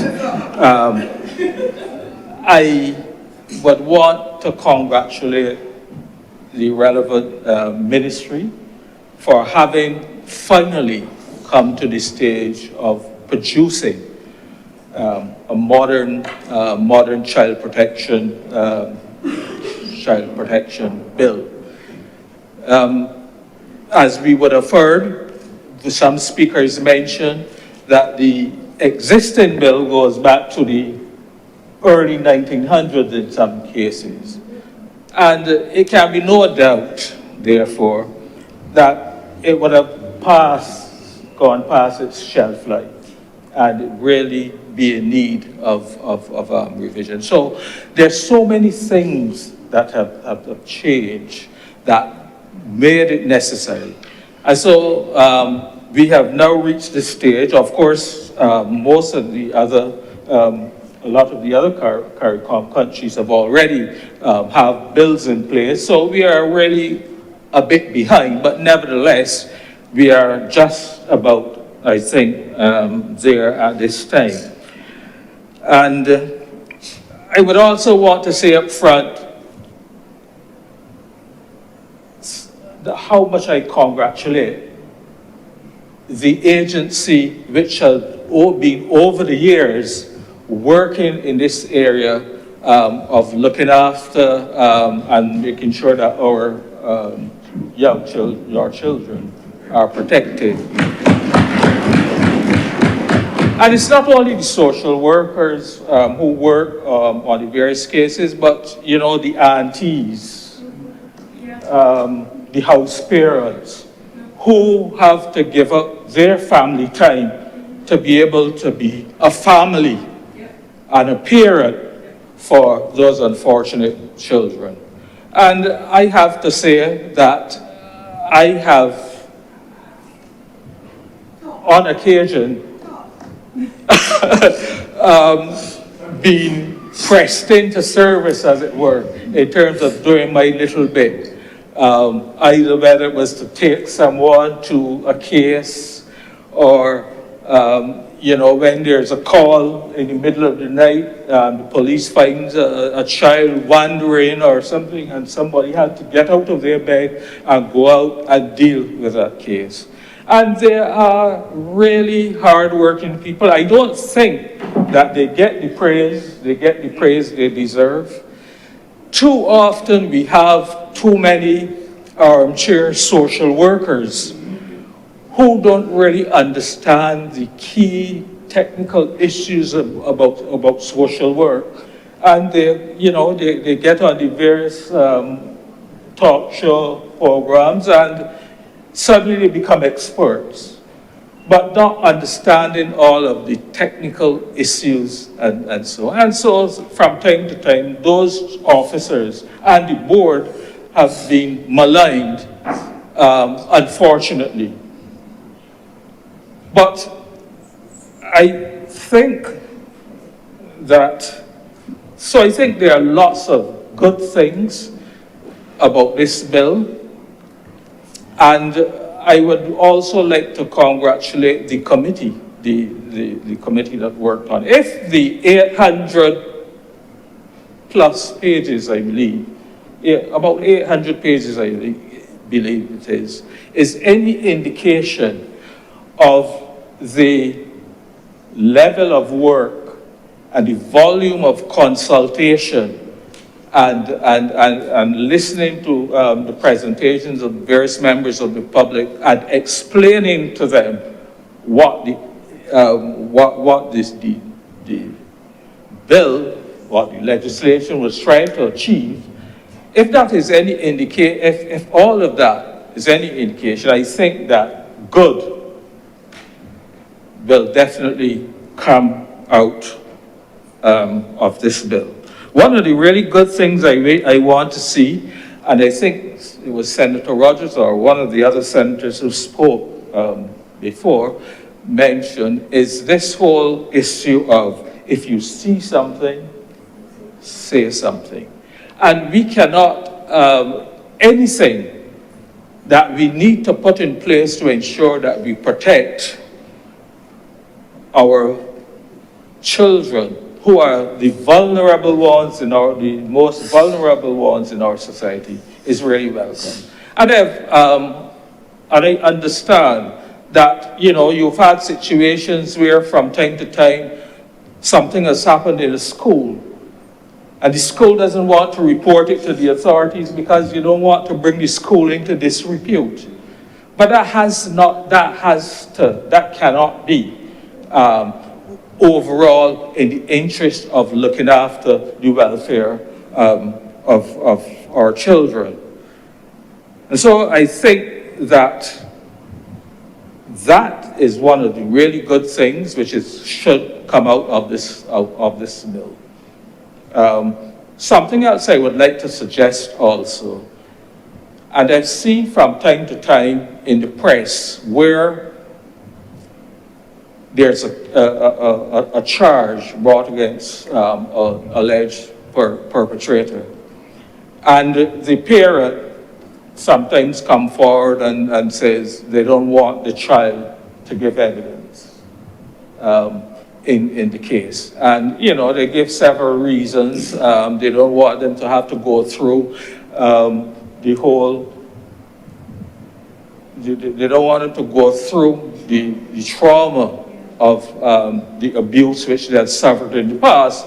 But sometimes it's also a case where it is believed there's some negotiation which has gone on between a parent and the perpetrator, and you know, the case is they're encouraged to drop the case, and that is not helpful. It is not useful to seeing these cases of abuse eliminated from our society, because what it does is that it allows the perpetrators to go free and unpunished for these kinds of situations. And so I would like to see in a similar way where it is now mandatory that we're saying if you see something, you say something, perhaps it should now be mandatory that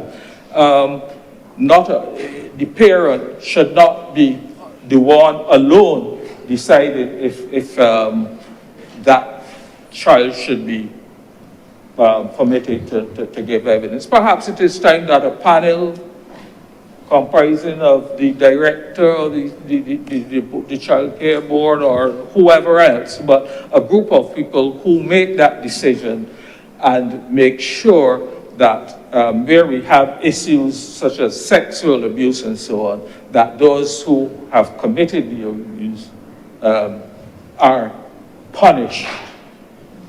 And I don't know if how that would work, but I certainly would like to see, because we all know that there are, if there are, and I believe the minister would have reported when he made his opening debate, when the actual this debate started back in 2023. And he gave some indication of the level of abuse cases. I believe they were in excess of 600 in a number of years, and they were increasing, and they were going up.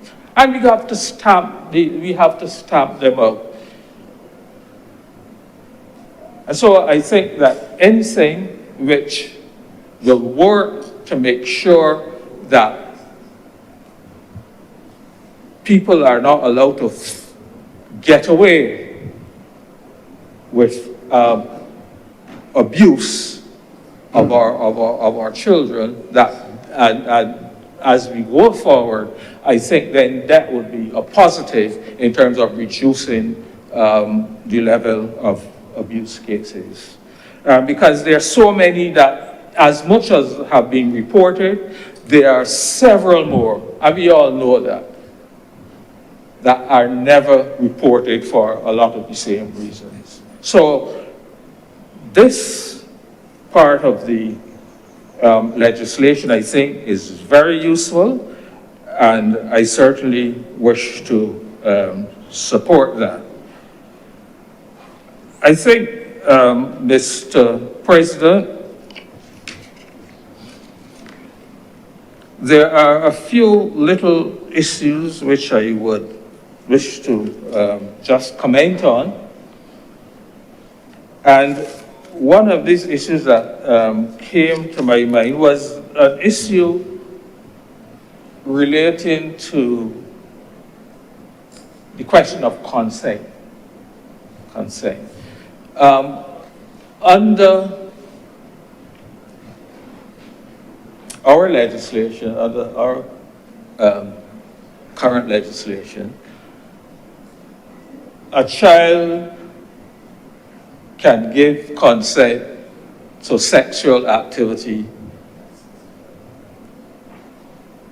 at age 16. But yet it seems a little strange that if they wanted to get, there's a gray area between the age 16 and 18 that they can't marry. They have to get, they would have to have parental consent. And there is an international standard which puts the age of 18 as the age of consent. And I would like to think that perhaps, I'm just throwing out, that perhaps we should consider moving the consent as it currently exists in Barbados from 16, the consent to sexual activity is from 16 to 18, and bring it in line with the international standards. I also wanted, Mr. President, to touch quickly on corporal punishment. I'm pleased to see that there's a reaffirmation that it will not be allowed, that it is not allowed in child care facilities. What I don't see, and perhaps what could be explained, is why it has still remained in terms of schools, which still allows, because it hasn't been taken off the statute, which will still allow head teachers, for example, and senior teachers to inflict corporal punishment. So what is the difference there? Perhaps it should all be eliminated. I personally am not a supporter of corporal punishment. I know that people of my vintage in coming up would have suffered, would have endured, I should say, some level of corporal punishment. And truly we say, you know, it didn't do me bad. I didn't come out as a bad individual. But truth be told, I don't think, and this is just my personal view, I don't think it is right. I remember, Mr. President, my two daughters, when they were very much young, I believe, probably still at primary school, and they were having some argument at home, and it got heated. And I decided I was going to inflict some level of punishment. I happened to be reading the daily newspaper, the Nation newspaper at the time, and I rolled it up. Now, it was a Tuesday Nation. Now, if you know the Tuesday Nation is the most flimsy paper of the week. But I rolled it up, and I decided to inflict a few lashes on their behinds with this rolled up newspaper. To this day, they make fun at me for those newspaper lashes. But I say that because from a personal level, it just to inflict that punishment, which I know would not really anything abusive, in my view. It hurt me. And obviously it hurt me more than it hurt them, because I became I became the laughing stock. So the point is that there are several other ways of punishment.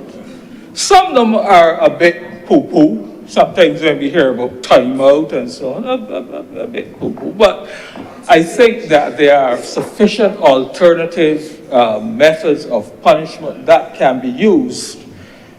You know, if you take away a child's cell phone, for example, or the tablet with all the games, that is probably going to hurt them more than if you inflict some corporal punishment. And so I would like to see that eventually this whole issue of corporal punishment would also be eliminated from the schools, and that we will be looking to more sensible or humane, if you want to call it that, types of punishment for our children. I also wanted to just comment on the question of a family court, Mr. President. I believe the time is right for a family court. Given the level of cases of abuse which we know that are coming before the courts, the problem is that they're not being necessarily dealt with because of the system, the court system, the backlogs and what have you. And they're not being dealt with with the level of urgency which is absolutely necessary. And I think that a court set aside to deal specifically with these child issues and other family issues would most likely be a step in the right direction in ensuring that you have a more efficient system of dealing with such cases. I mean, I recently have read in the press where, you see a case or an abuse, I should say, which took place 4 or 5 years ago, but yet the perpetrator is now being, the case is now being tried. And sometimes it is obviously a difficult situation for that child who may have been under 13, under 11, and to call them 4 years later and ask them to recall the events of that particular situation, I think cannot be in their best interest. And of course, at the end of the day, the perpetrator will, nowadays you go in and you plead guilty and you get 1/3 off for, pleading guilty, and another set of, reductions for cooperating with the police and this and that, and then you end up that the individual spends very short periods as punishment, or maybe not anything at all. So I think we need to see that those cases are dealt with in a much more timely manner. And while I'm on this issue, Mr. President, I also want to mention another issue, which is a kind of a court-related as well, and an issue relating to punishment. Very often, or from time to time, one recognizes that there have been issues of abuse, not with any sense of malice or any such thing, but because the parent did not know any better. They didn't have any better way of training or disciplining children. And I would like to see that agencies, NGOs, government working closely with NGOs such as the Parental, for example, and that the courts recognizing that rather than in every case where there's really a genuine situation because the parent just did not know any better. Where there's that genuine situation, not necessarily to criminalize them, but offer them opportunities for retraining or for proper training to take on their parental duties. And I know I've seen on a couple of occasions when you read the court cases where the individual judges or magistrates, as the case may be, have actually referred the parties, the guilty parties, to Paradise for training. I think that is a good thing, because as I say, we should not be trying to criminalize individuals where they are trying their best. And I raise this point because Senator Morris raised quite a few issues relating to abuse. And I don't want to go back over that obviously, but I just wanted, there's one particular one which I remember, which happened, I think it was last year, or maybe earlier this year, reported again in the press, where this parent, a father, there was this case where a neighbor, I think it was, I can't recall the exact facts of the case, but the neighbor had complained that his child had stolen something, whatever it was. And he lit the stove, turned it off, and then put her hand on the hot stove. And that was reported in the press. Now that is a strange one. I don't condone abuse. I really would advocate punishment and serious punishment for abuse. But that case was funny because when you heard that parent's side of the story, you recognize that he was just trying to do his best to raise that child to be honest and to be at best. But that he knew no better, that is all he knew. And he felt that that punishment would stay here forever thereafter. And this is why I think I raised the point, because I think that training in parenting is so important for, those type of issues, but also for the younger mothers, for example, who raising children in their teenage years, for example, and they really are people who need that kind of training. And so I want to emphasize that I think that is also very important. Finally, Mr. President, just let me raise the issue, and I don't know where we are. We've been hearing for a long time. This is not a direct, as it were, issue relating to child protection as such, but it has to do with the whole question of the amalgamation of the social services. And I raise it because I think that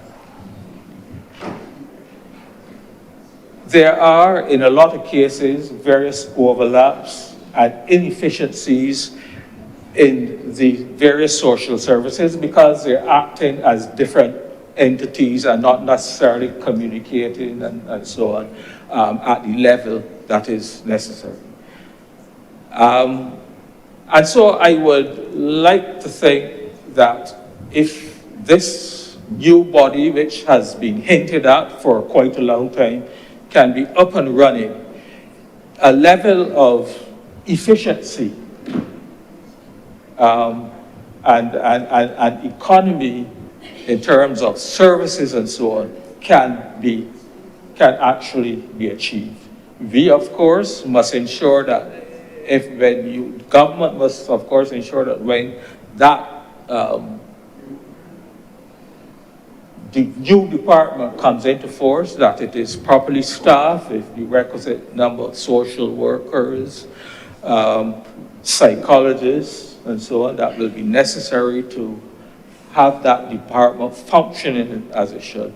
But I would also suggest that a legal department that there be some legal department within that department, because there are a number of legal issues which the social workers and others have to deal with and work through, and they really need to have that level of legal advice and so on. And so I think that would be useful in making the department that much more efficient. And so I look forward to that legislation coming and we moving forward. I hope that this bill, when it becomes law, hopefully very shortly, will actually go a long way in mitigating against a lot of the abuse and a lot of the issues pertaining to children, which we have been experiencing over the years. And with that, few words, Mr. President, I am obliged. Thank you very much, Senator Nurse. Senator Kevin Boyce. Thank you, Mr. President. As I join the discourse this afternoon, I would like to start by wishing Senator Andrew Boyce all the best. I was overhearing some asides about his activities in Christchurch South, and I hope that he succeeds in whatever the objective is. Now, sir, as usual, my contribution is one which would be limited somewhat to the actual bill which is before us in its current stage. And I think that in echoing some of these sentiments and perhaps in offering one or two unique contributions, we perhaps get a wider picture as we try to aim to bring full spectrum analysis to the topic under discussion. In doing so, sir, I must say I'm indebted to a close friend of mine who does not want to be mentioned, Mr. Kelly Gittins, and also must join the accolades being heaped on Faith Marshall Harris, who I'm aware of in terms of the constant contribution to children in the society, and who actually offered me and provided me one of my first jobs when I was at university. I also would be remiss if I did not mention the continued efforts of Justice Barbara Cook-Aline, who maintains a constant program in terms of children outreach services. The purpose of the legislation, sir, sets out that it seeks to protect, this is at section 3, sir, provide and promote in relation to children. And what is it that it seeks to protect, provide, and promote? When we look at section 3, it says the purpose of the act shall be to protect a child from abuse and neglect, to provide for a child in need of care and protection, and to promote the welfare of a child. And I think that the wide ambit must be commended because the contributions seem to focus on the abuse which we all don't even wish to hear about, and which is so tragic but exists in all societies. But there are also other ambits of this legislation which goes above and beyond. Sir, I've heard the legislation described as a quantum leap, as being 100% better than what was there previously. So the efforts made, and I must also then thank those members of the Senate who sat on the Joint Select Committee, as well as those in the other place, for their efforts in getting this legislation to where it is. Now, when we understand the purpose of the legislation, I was told that we must also be mindful when we looked at some of the factors which go into what is determining or determined to be the best interests of the child. In other words, sir, as part of fulfilling the purpose of the act, you have to ensure that the best interest of the child is given paramount consideration. And the best interest of the child is determined by a number of factors that are set out at Section 2. Safety, capacity of parental care, physical, mental, emotional, or psychological needs, etc. But what I was told by the persons involved in the industry, such as Mr. Gittins, is that when we speak of the views of the child, which is, of course, sir, defined as someone under 18 years old, we must be cognizant that the ability of a child to express those views are somewhat stymied, and that perhaps in future iterations of this legislation, we widen it to say not just the views of the child, but the wishes and feelings of the child. And the reason for that statement with regard to wishes and feelings is that given the developmental limit as to where the child is, expressions such as wishes and feelings can assist in capturing and assisting in providing what is needed, sir, in terms of the expression.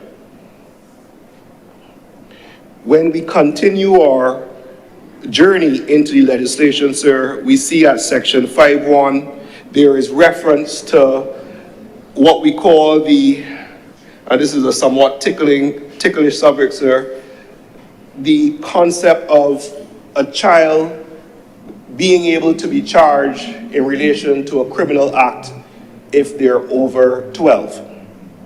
Now, I understand the age in the UK is 10, which they have received numerous concern about, but that the average age in Europe is 14. I assume there was a rationale as to why this age was used, and I believe that this is something which the public would benefit from the education discourse in relation of the fact that we are saying over the age of 12, there is an element of criminal responsibility. Now, I'm sure you'll hear the narrative, well, some kids just bad and you ain't know and you're not in it. Well, fine. However, the concept of a child legally being criminally responsible is one which I believe will benefit from further public discourse and explanation as to the methodology going into the circumstances that those arise. We recognize, however, the necessity for such legislation in relation to the social and, of course, the juvenile justice system. However, the messaging, and I think I've heard it repeated time and time in here today, you can have the noblest of intentions. However, if there's an opportunity for misinformation or disinformation or perhaps just conversation, it tends to be spun in a certain direction. You see how I put that together? So, sir, we continue on into the legislation, and I observed at Section 7.4, there is a statement in relation to the child's participation, which is all well and good. So remember, this critique, sir, as always, comes from a position of seeking to get what is best through almost a mutual assistance, dialogue, dialectic exercise with regard to the Parliament of Barbados and how we sit in this place. And sir, when we say this, when I look at Section 7.4, which states, a child shall be entitled to legal representation by an attorney at law in any proceedings, I think we should strengthen that. Now, we know the strength of the word shall, but it's almost like I would suggest, and I'm assuming there's a reason for it, that it should be a child must be represented at legal proceedings. Because shall be entitled almost invokes the concept that when you're entitled to something, you may actually have a choice not to use what is entitled. So perhaps clear legislative language, and we could talk about intent, and they will say, well, go to the courts, because we know that's the common rejoinder. But imagine such legislative language which says, any child who is dealing with these scenarios will be provided, must be accompanied by an attorney at law, not just a parent or guardian. Not just a parent or guardian, because we all know that with the best of intentions, and as much as we like to decry those of us who serve in the legal field, when your back is against the wall, you hope someone like Senator Nichols coming for you. This also goes back to an experience I had when I started practice just the other day, 2000, and there was a case involving the Child Care Board, and I can speak about it because it's public record, where I was brought in for some reason, I believe it was legal aid, on behalf of the child. And it was interesting, the exercise. And I would just say, coming out of the exercise, the system being what it is, or was, or perhaps shall be, will come to a stage where the persons who are involved, who are doing so much consistently, are somewhat burdened in their task. And in having a fresh perspective in the case of children who find themselves in these scenarios, it may lead to a more independent, robust outcome. So that's just my contribution in terms of that piece of the legislation, sir. Now, of course, with the establishment of the Child Protection Authority, this is going to be a statutory corporation, correct?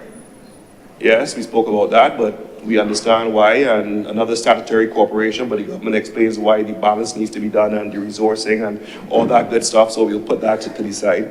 The most important part, sir, is I would like this to be put within the sacred vault of the promises kept, promises made, promises kept category that the government has. You see, this is so important, sir. This is so important, sir, that this nascent body, if it is not properly funded, will not be able to achieve these lofty goals.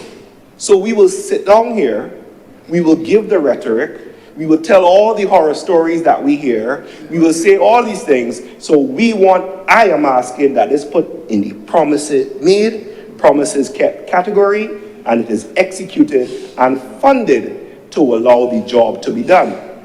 And what's going to be necessary for this job to be done, sir? Firstly, as is set out in the legislation, adequate staffing, and we know we do have the educational resources of individuals in Barbados who are qualified to provide the assistance. I would, however, proffer, sir, that one of the benefits I got on a IVLP program to the United States was that the persons who serve in these roles should, and I don't know if we have the resources, so of course these are all just suggestions, should be offered a stringent mental assistance and review program. Because what they recognize in America is that the persons who have to deal with these cases of the children who are impacted have literally to be rotated out of the care system after a certain period before they start to be invariably impacted by what they see. So in the instance of judges in their juvenile court, they're rotated every 9 months. Now I know we don't have the resources, but certainly allow for the mental health coverage and the mental and psychiatric and psychological needs because of what they see. We sit down here and we tell these stories for whatever reason, but there is an impact not only on the children, not only on the parents, but also on the caregivers that needs to be considered. Another area, sir, in terms of the funding, will, as always, be a request for education to explain what is being done. Now, I said education previously in terms of the rights of the child and the different areas, but also education in terms of we know what will happen when this bill is passed. We know the counter reaction. We know the statements that will be made on social media. So let's look at a section like section 24, which calls for mandatory reporting. Now this list is what we will call exhaustive or non-exhaustive, because at the end of section 24, after they list all the persons who have to do the reporting, they say any other person, and this is at 24I, 1I, any other person who by virtue of the nature of their work owes a duty of care to a child. We could argue that 6 ways from Sunday, sir.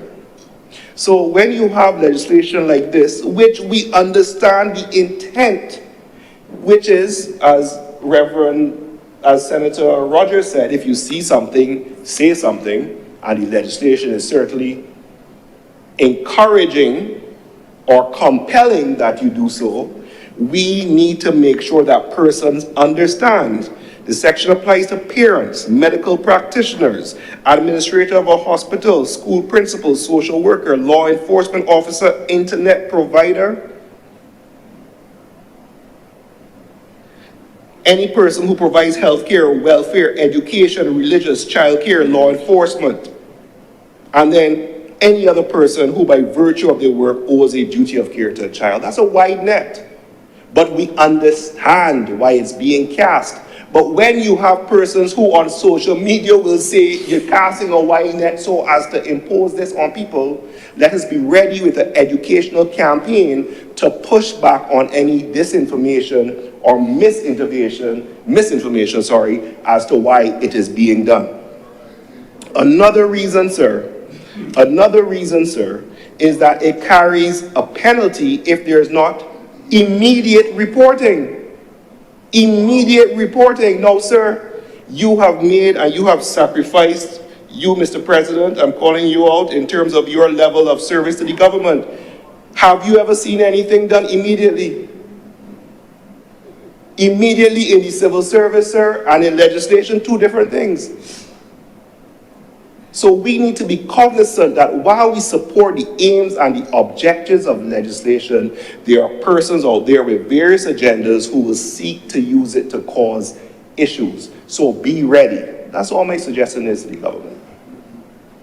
Now, sir, we speak also, and what I like is under section 27, for the persons who are obligated to do the reporting, that there is a level of protection in terms of the confidentiality which is given to the director. But this is Barbados, so how do we keep things confidential without the resources to allow for the information to be kept in such a manner? With regard to the necessary oaths of secrecy, with regard to the necessary training, with regard to the necessary computer systems and protection of the information that is kept. We got persons out there who are extremely malicious and dangerous. So how do we protect those who go and say, so-and-so did this? The legislation that we have passed already in terms of whistleblowers provides a useful guidance, and that type of guidance can assist in terms of seeking to protect, which is a key component, because if people believe that their disclosure or their reporting is subject to somebody else finding out, you are not going to get the level of participation that you want. So that is offered as a consideration for the powers that be, sir. Now, there is, of course, another reference to the immediate, and I'll repeat the concept of immediate in the subject. As a matter of fact, don't even let me limit it to the public service, sir. Immediate in the private sector. I'm yet to see it. Senator Nichols will tell you a funny story, and the magistrate will tell you forthwith. But immediate, sir? Look at section 25. Where a report is made under section 24, the director shall immediately conduct an investigation. How? Without the resources. So we're putting these obligations on the policy implementers, the persons who actually have to do it, and we sit down here and say, well, this is what you have to do. This is the legislation. Well, we have to give them the resources. How is the director supposed to conduct if there are 3 reports which come into one day, but you have 2 case officers conduct 3 immediate reports? So again, best of intentions, support is given, execution needs to be looked at. While we are supportive, these are considerations to have. Another piece I like though, sir, is section 50. And I think we need to expand this. The concept of maintenance of children who are held by the authority, by parents who can give, makes a lot of sense. It makes practical sense, it makes social sense, and it also helps with the coffers. And you know what? Let's not stop here with children. Let's deal with those persons who leave elderly parents and relatives at the hospital. And let's get some maintenance from them as well. If we can do it in this legislation, let's bring a Queen Elizabeth Hospital bill and deal with it at that as well, because there are too many cases in that scenario. So I like this piece of the legislation, sir. Now, sir, I note with interest that at section 52, there is the contemplation of the foster care and the regulations that need to be made. I would suggest, sir, that the same diligence which went into the production of this piece of legislation be echoed in terms of the regulations for the foster care, because at the end of the day, we need to look at the supervision of these facilities, the selection of the facilities and the persons.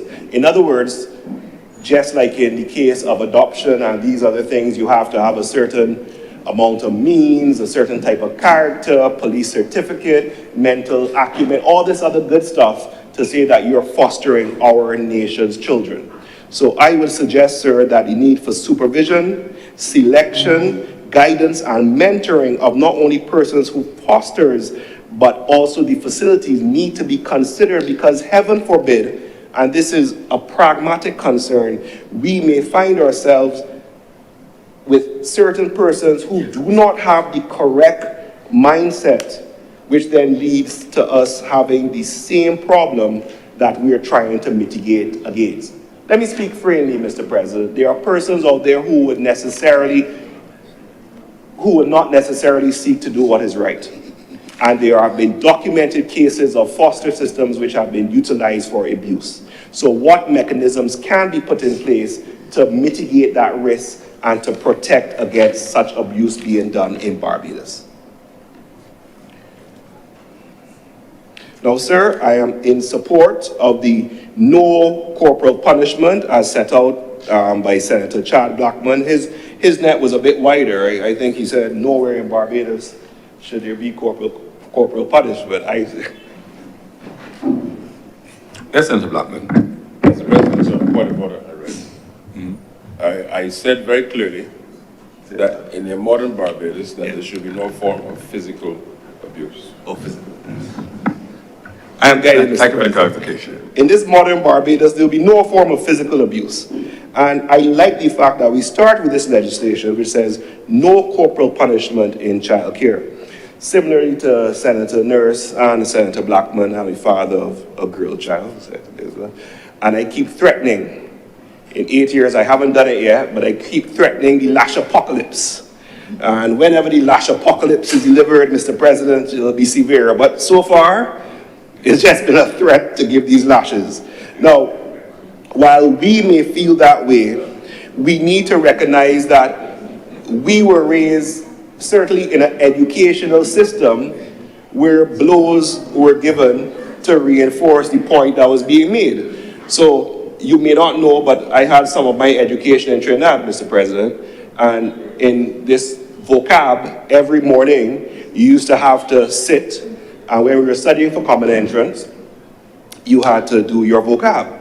So you start off with the word hate, first chap in the line, abhor, next mile line, detest, next mile line, dislike, next mile line, blows.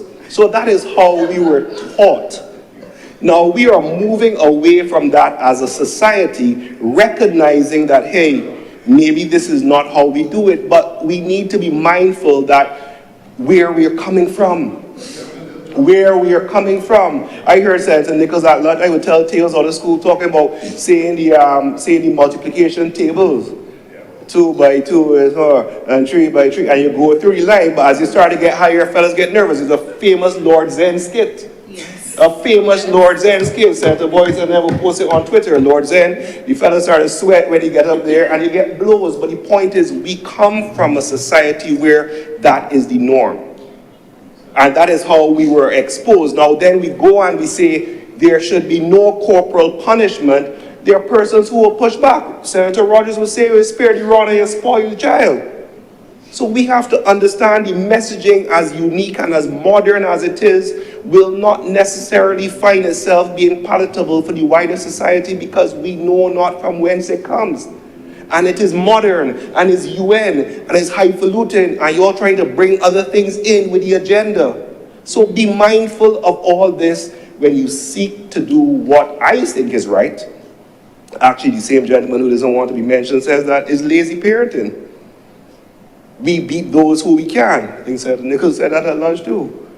You don't walk around the place beating someone bigger than you. I wouldn't go up to Senator Blackman and cuff him in his neck. Not because it's illegal, right? But he's also of a certain girth. But as we say, monkey know which tree to climb. So when we talk about this concept of blows, and we talk about why we ought not to do it, understand why there's going to be pushback, but we all recognize that we need to move away from it. I think that's a given, sir. Now, sir, Section 63 speaks to unsupervised and unattended children. I think, again, this needs to fall within the category of what we tell people about this legislation, because it is a penalty with regard to children under 12 being unsupervised. Sir, we are well aware of households in all socioeconomic demographics where children are left with the older person being a child of 10. We see children walking on our roads going to school, and I am shocked at the age which they're walking by themselves. Is that not an unattended child? Walking on the road, is that not dangerous?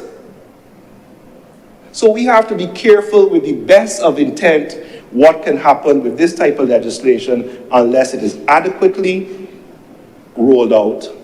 Education is performed as to the cause and effect and the meaning and the penalties and guidance given to those who have to implement when it comes forward. Sir, no issues with Section 64, cruelty to children. It is wide, and of course the objective is to protect a child for abuse. At the end of the day, full support for this legislation. I've heard the commentary about society and where we are, but not that we should find any comfort in this, but this is the way of the world. The world is sometimes a dark place. So let's come together and try to be each other's keeper and recognize that when you see that child on the road in Barbados, it's not somebody else's child, it's our child. Yes. It's the collective Barbadian, it is our child. So in commending this legislation, sir, just remember one thing. You see that list that talk about persons who have responsibility in case of immediate reporting? At the end of the day, all of us have that responsibility. I thank you, Mr. President. Thank you very much, Senator Kevin Boyce. Senator Nichols. Mr. President, I'm grateful for the opportunity later in the day to make a small contribution to the bill under consideration before the Honourable Senate. Sir, one of the lasting impressions on me as a young lawyer was coming to the aid of a friend who was in despair because he was picking up his children, aged 3 and 5, from the school, nursery school and primary school, because the teachers were complaining that his children were in distress, and the mother had brought them to school and they were in obvious distress. It happens that the mother's husband had beat both the 3-year-old and 5-year-old with a belt, to the extent that those lashes left marks and blood in the children, 3 and 5-year-old. And he was in despair because he was contemplating what he can do to this man. And I had no pretension to do or deal with family law matters. It is not my forte, it was never my calling. I didn't even do family law at university. And had to come to grips with assisting a friend in need. And one of the things that grabbed my attention was the slow pace at which the system could work at the time, because the school, both the nursery school and the primary school, called him as the father rather than the mother, because the children were in the day-to-day care and custody and control of the mother and her husband. But the mother was actually powerless to deal with the discipline that this man was, whom she was married to, was instilling in these young children. They had to be beaten, because if you spare the rod, you spoil the child. And that is a lasting memory that I had. And I came to the conclusion then, sir, that the legislation that we had to protect children in this country was deficient. I've since then come into a situation where children had to be removed from a house where there was repeated sexual abuse by the father, who is a person of prominence in the society. And this is not the first occasion, this is not the first country where these allegations were made, and things of that sort.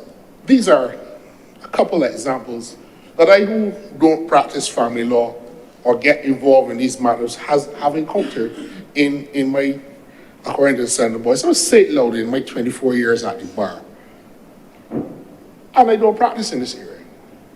I remember, Chair, discussing with my wife the possibility of taking on a case on the instructions from lawyers from overseas, when my daughter said, who overheard, we weren't calling names or anything, that I know what you're talking about because the girl goes to my school. This happens every day in this country. Mr. President, I don't mean to detain the business of the Senate today, but I would find it difficult to remain silent if a debate of this nature were to pass and I were not to lend my contribution to the work that government has done to put this bill together. And I'm speaking a little bit more restrained than I normally would. This legislation doesn't excite me in a way to come out and speak to it, because what we are trying to deal with here in putting a regime, a modern, comprehensive, coherent regime for child protection in Barbados is really too long in coming. And one of the things that strikes me is that we have too many ancient, vintage, Victorian laws in a country that has celebrated 50 years of independence a long time ago. There is no justifiable excuse for us to be still having piecemeal approaches to dealing with social problems that are created in the country, particularly as it relates to children. We've had, from 2007, a lot of reports, the Child Protection Assessment, Child Protection in Barbados, and the need for national reporting protocols since 2007. In 2013, there was a review of the Child Care Board. In 2014, there was a review of the laws relating to children, women, and their families.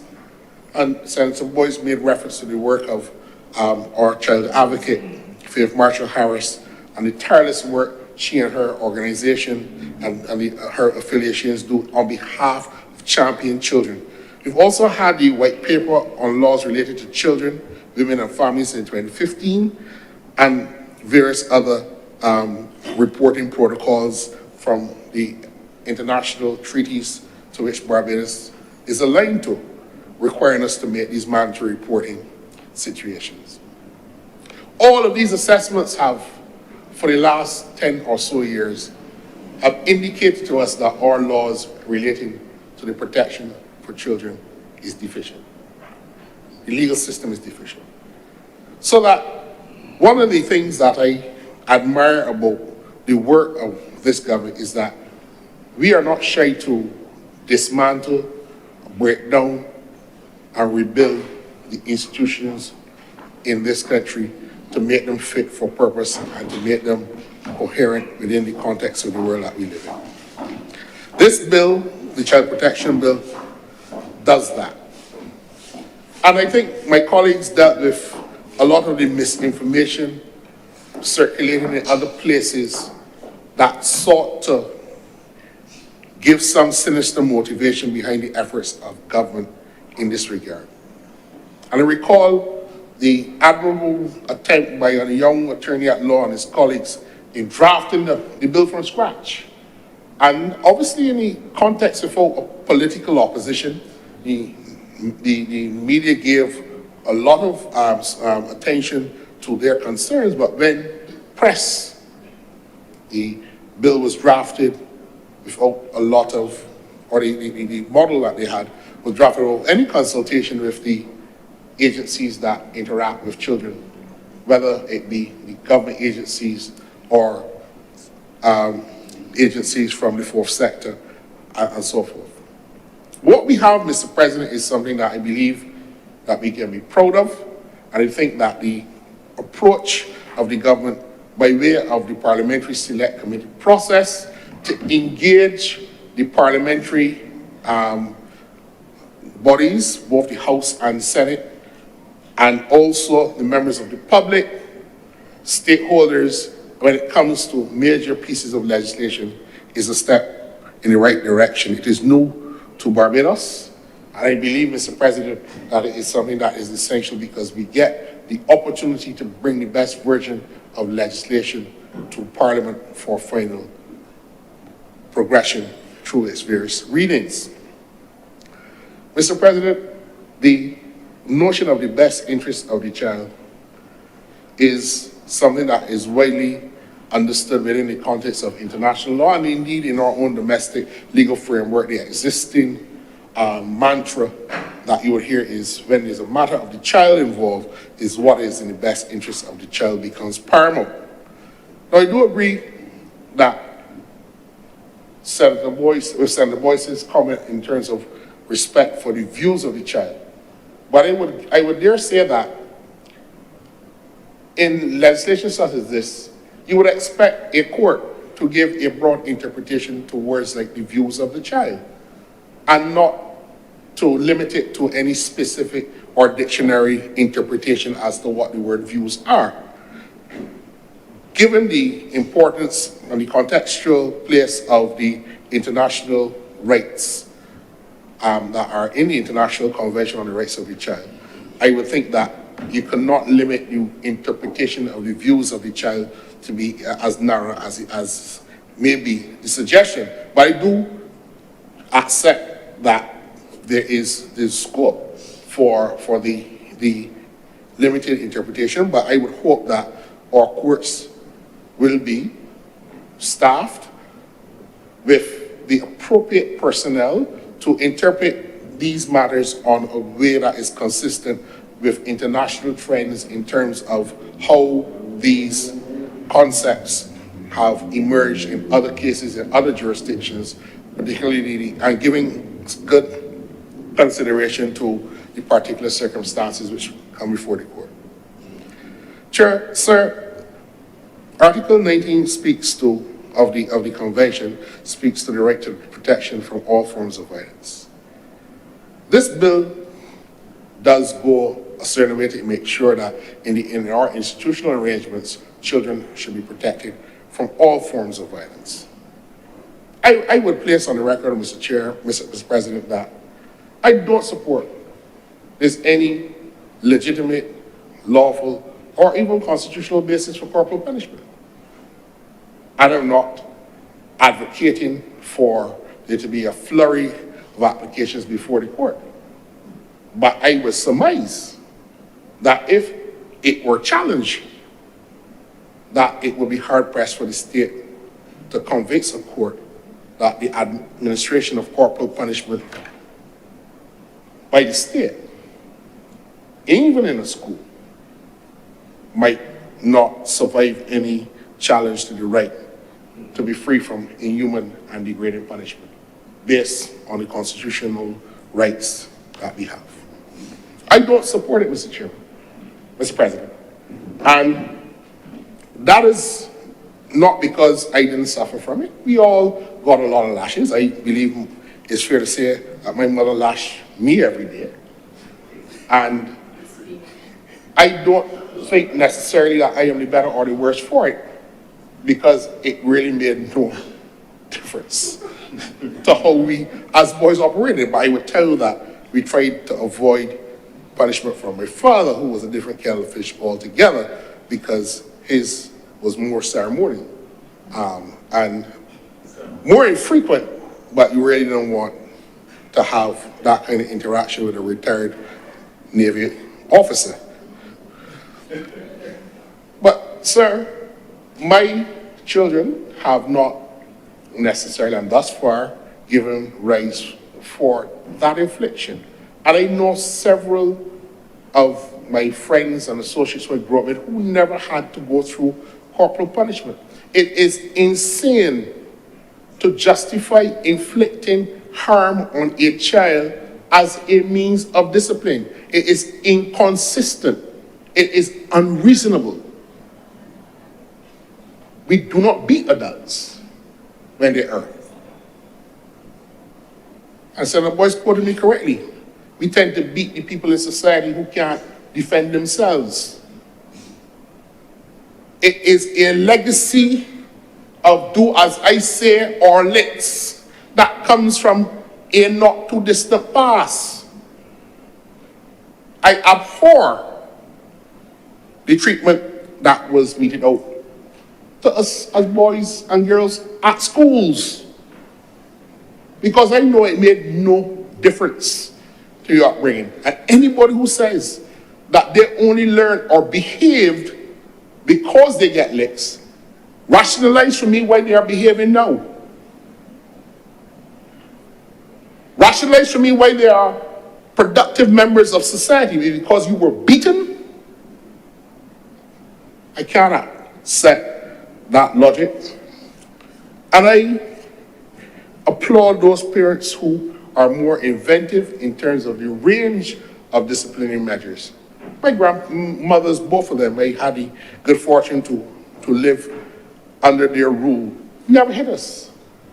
But their punishments were more severe than anything else, because when you wanted to go to play and run boat in either Bernison or in Arthur Seat, and you felt that they had forgotten that you had not obeyed an instruction, can't leave the house.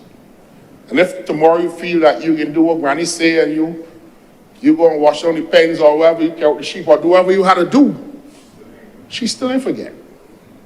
And you inside for the whole week, not raising a voice. And I believe that in the village and in the communities that I came from, all of the grandmothers and persons of that vintage who exacted that type of discipline were more successful in raising the men and women who are the champions of society and the communities that I have come from. There is no need for the infliction of violence on a child, not only in government institutions, but at all.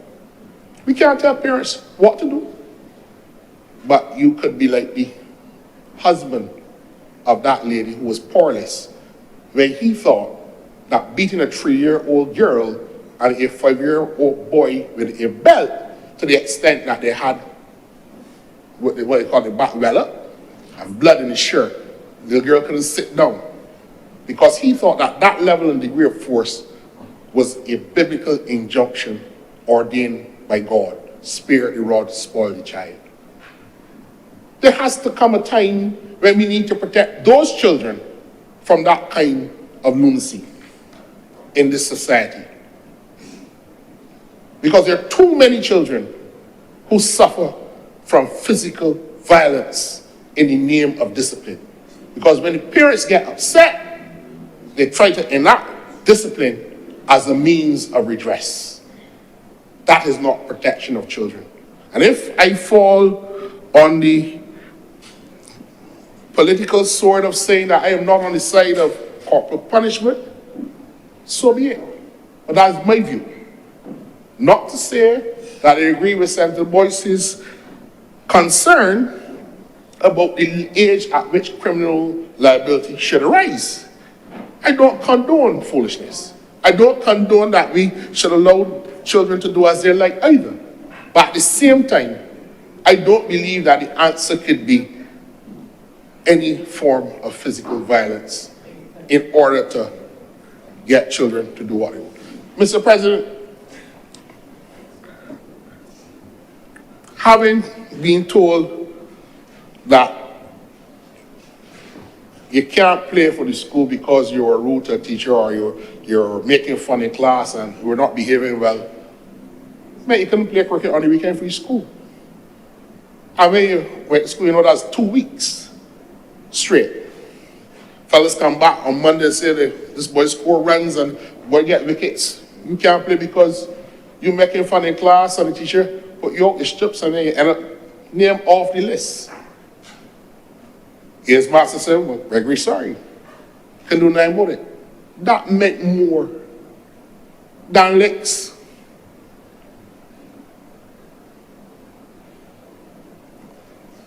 We have to accept that we have a problem in this society. We have to accept it. Now, how do we deal with deviant youth in the society? Do we create greater forms of punishment? That is one way of dealing with it. But I dare say that if we're going to protect our children, we need to also re-engage with our young people on the terms that they live in the world that they live in, and not try to, as the old people would say, force fit the methodologies of the past on the society of today. I can see my son on his device playing a game with people from all over the world, talking, people in different languages, and they're communicating. Imagine if we had taken that device to school in our times. Licks. We've come far, but have we come far enough? And I'm asking the country to re-engage on the notion of how do we deal with getting our young people engaged in a cooperative effort to build a good society. How? So, the government's responsibility in bringing this legislation to bear deals with a lot of the deficits in the existing legislation. It also highlights a number of the important principles as a starting place for us to deal with child protection. It also expands the grounds of intervention that were not possible under the Child Care Board Act. We had this omnibus offense of wandering, which was this designated category to place people in. And again, this Victorian legislation from the Victorian era, a girl whose father was convicted of a sexual offense could be found guilty of wandering. Under the law that was struck down by the court 2 years ago, last year, Section 14 of the Government Industrial Schools Reformatory Act, a girl whose father was convicted of a sexual offense could be charged for wandering and imprisoned for 5 years. That's how we protect children. I see the look of consternation of some of my colleagues. But check the legislation that was struck down by the courts. The Child Justice Bill comes to repeal that in its entirety. But the point I'm making is that We have decided as a government to deal with this issue head on. We will get criticism because there are opponents of the government who will use every opportunity to use misinformation to generate attention to their causes. And a lot of the criticism of the bill and the marching that they did, they too should apologize to the children of Barbados, because this bill does not contain anything dealing with gender alignment and all of that kind of nonsense and claptrap that was spewed out in opposition to the very thing that will modernize our way of dealing with protecting the children of our country. Mr. President, I know time is against us and there's another national event going on, but I will close with this. I am aware, Mr. President, that a large proportion of people in the country are on the dark web trafficking in child pornography. I heard some other senators say yes. It is a big thing in Barbados. Senator Rogers is saying, I know I have to report it, but there are authorities of the state who already are aware, who have told me that. And this legislation will enhance their ability to go after these people who are trafficking in child pornography. We have to protect our children. We have to protect the legacy and the future of the country. And the government will not renege on that responsibility. Mr. President, I will close and come back when we deal with the Child Justice Bill in greater detail, because I understand that the Senate wants to close down this debate we have been going from since this morning on it. And I promise I will stick to my allotted half hour on that next occasion. I'm obliged to you, sir. Thank you very much, Senator Nichols. Stand if you want to speak. Senator Monroe Knight. Thank you very much. Thank you very much, Mr. President. Mr. President, let me thank all of the honourable senators that would have contributed to the debate today, through this morning and into this afternoon. It has been a discussion which suggests that there is full agreement on the importance of this bill, full agreement in relation to the intent of the bill to protect our children. I want to especially note that the Democratic Labour Party has also indicated that it is in agreement with the government on this bill as well. Mr. President, much has been said, so I will be very short in my wrap-up. Just to note 3 points. I think that the conversation perhaps can be revolved around 3 areas. One, there is clearly, as I would have indicated in my presentation as well, the need for a holistic frame with this legislation will have to operate in. The recognition that the legislation, yes, also it will depend on other kinds of architecture. There was some discussion around education and what needs to happen within education and the deficits. And again, identifying, Mr. President, that the government has announced to the Ministry of Education the plan for education transformation, and the fact that under that program, the intent, as was discussed, is to revamp the school plans, to be able to address issues of allowing children to have an environment that is wholesome, that is safe, but that is nurturing. The issue of teacher training as well will be addressed. The issue of curriculum development addressed within the education transformation as well. I want to also address the issues of resourcing and how we will ensure that we are able to fully implement what the Child Protection Bill indicates, not only in relation to the establishment of the authority itself, but also as well how we make sure that we deliver on the promises. As was indicated by Senator Nurse, we know that the ministry is currently undergoing a level of restructuring, an amalgamation of all of the entities that fall under the Ministry of People's Empowerment and Elder Affairs. And that is about streamlining the resources, ensuring that it has proper trained staff to be appropriately placed in areas where they are most needed. The government has already made a commitment, as I indicated within the budget, to making sure that we can resource the center that is proposed, Mr. President. And so the government is demonstrating already within the context, one, of reform, and also as well putting the resources where it is needed in order to ensure, again, that we can deliver, Mr. President.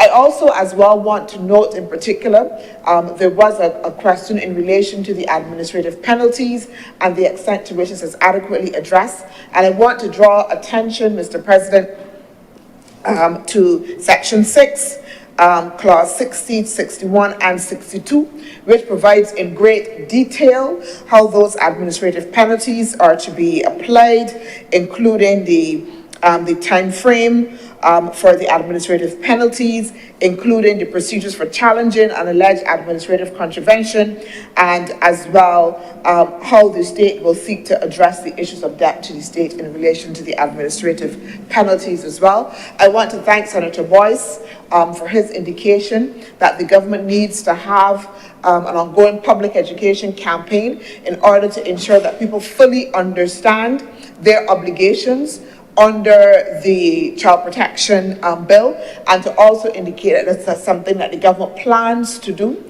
in terms of its ongoing outreach and work with all of the relevant stakeholders, Mr. President, in this effort to make sure, again, that we can deliver. Finally, Mr. President, again, I want to join all of the honourable senators, as I would have done, but again to reiterate our thanks to all of those, including the members of the committee, including the minister and his staff, members on the board and the Board of Management of the Child Care Board, and importantly as well, to all of the honourable senators, as I said before, that would have contributed to this debate, demonstrating again the utmost importance of protecting our nation's children and making sure that we send a strong signal of its importance and our commitment. Mr. President, I beg that this bill now be read a second time.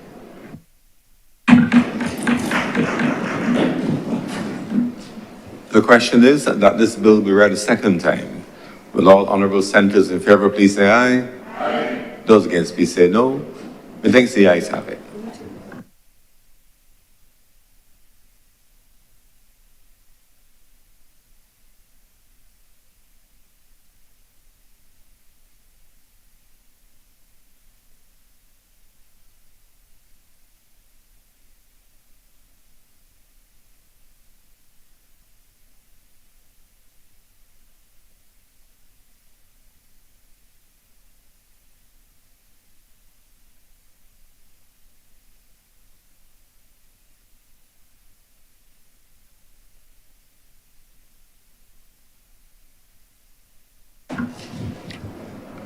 Earlier in the day, I had indicated that our Deputy President is away on business.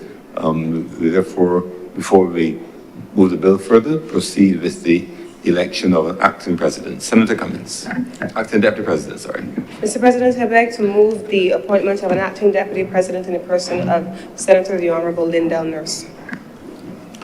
The question is that Senator the Honourable Lindell Nurse be elected acting Deputy President for the remainder of today's sitting.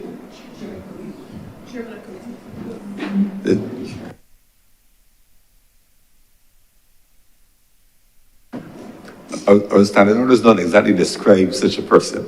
They describe a Deputy President who is also acting, who performs the function of Chairman of Committee. The question is that Senator the Honourable Lindell Nurse be elected as our acting Deputy President for the remainder of today's sitting. Will all honourable senators in favour please say aye? Aye. Those against please say no. Methinks the ayes have it. Congratulations and thank you, Senator Nurse, for your ever willingness to serve. Senator Dr. Maura Knight. Mr. President, I beg to move that Your Honour do not leave the chair and the Senate resolve itself into committee for further consideration of this bill. The question is that I do not leave the chair and the Honourable the Senate resolve itself in the committee for further consideration of this bill. Will those honourable senators in favour please say aye? Aye. Those against please say no. Methinks the ayes have it.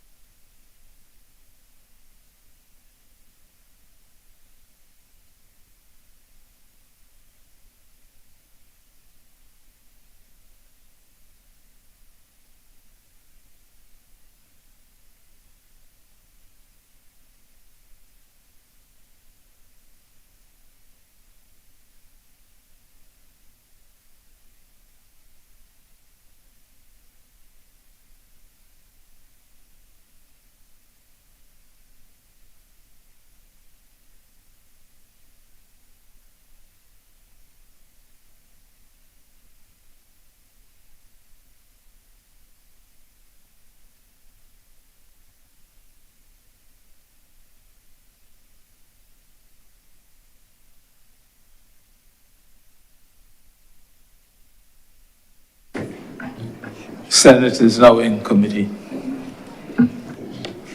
Mr. Chairman, may we take the bill in parts? Part 1, clauses 1 through 7.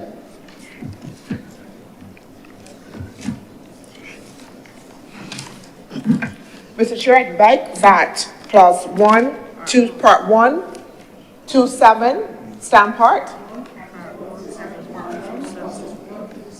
Part 1, clauses 1 through 7 do now stand part. The question is that part 1, clauses 1 to 7 stand part. All those honourable senators in favour, please say aye. Aye. Those against, please say no. Methinks the ayes have it.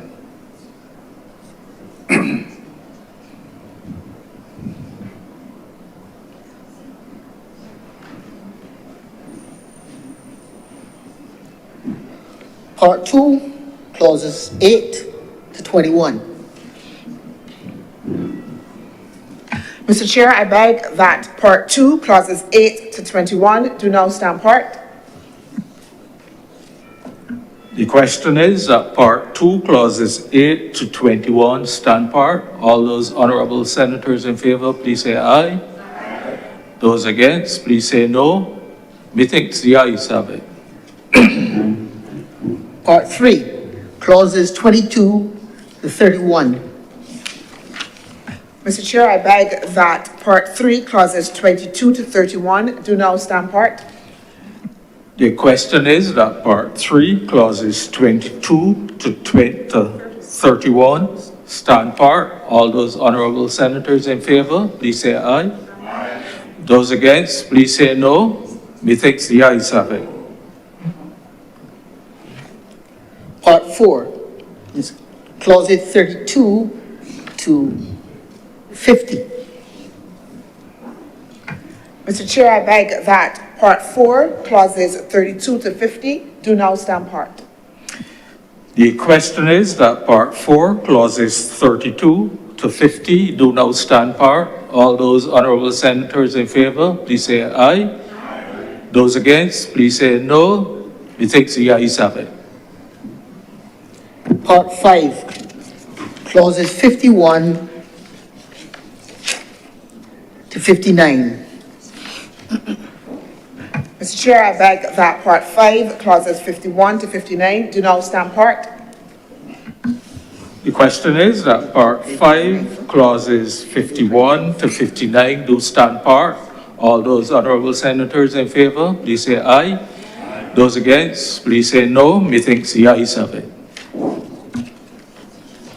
Part 6, clauses 60 to 62. Mr. Chair, I beg that part 6, clauses 60 to 62 do now stand part. The question is that part 6, clauses 60 to 62 do stand part. All those honourable senators in favour, please say aye. Those against, please say no. Methinks the ayes have it. Part 7, clauses 63 to 66. Mr. Chair, I beg that Part 7, clauses 63 to 66 do now stand part. The question is that Part 7, clauses 63 to 66 do now stand part. All those honourable senators in favour, please say aye. Aye. Those against, please say no. Methinks the ayes have it.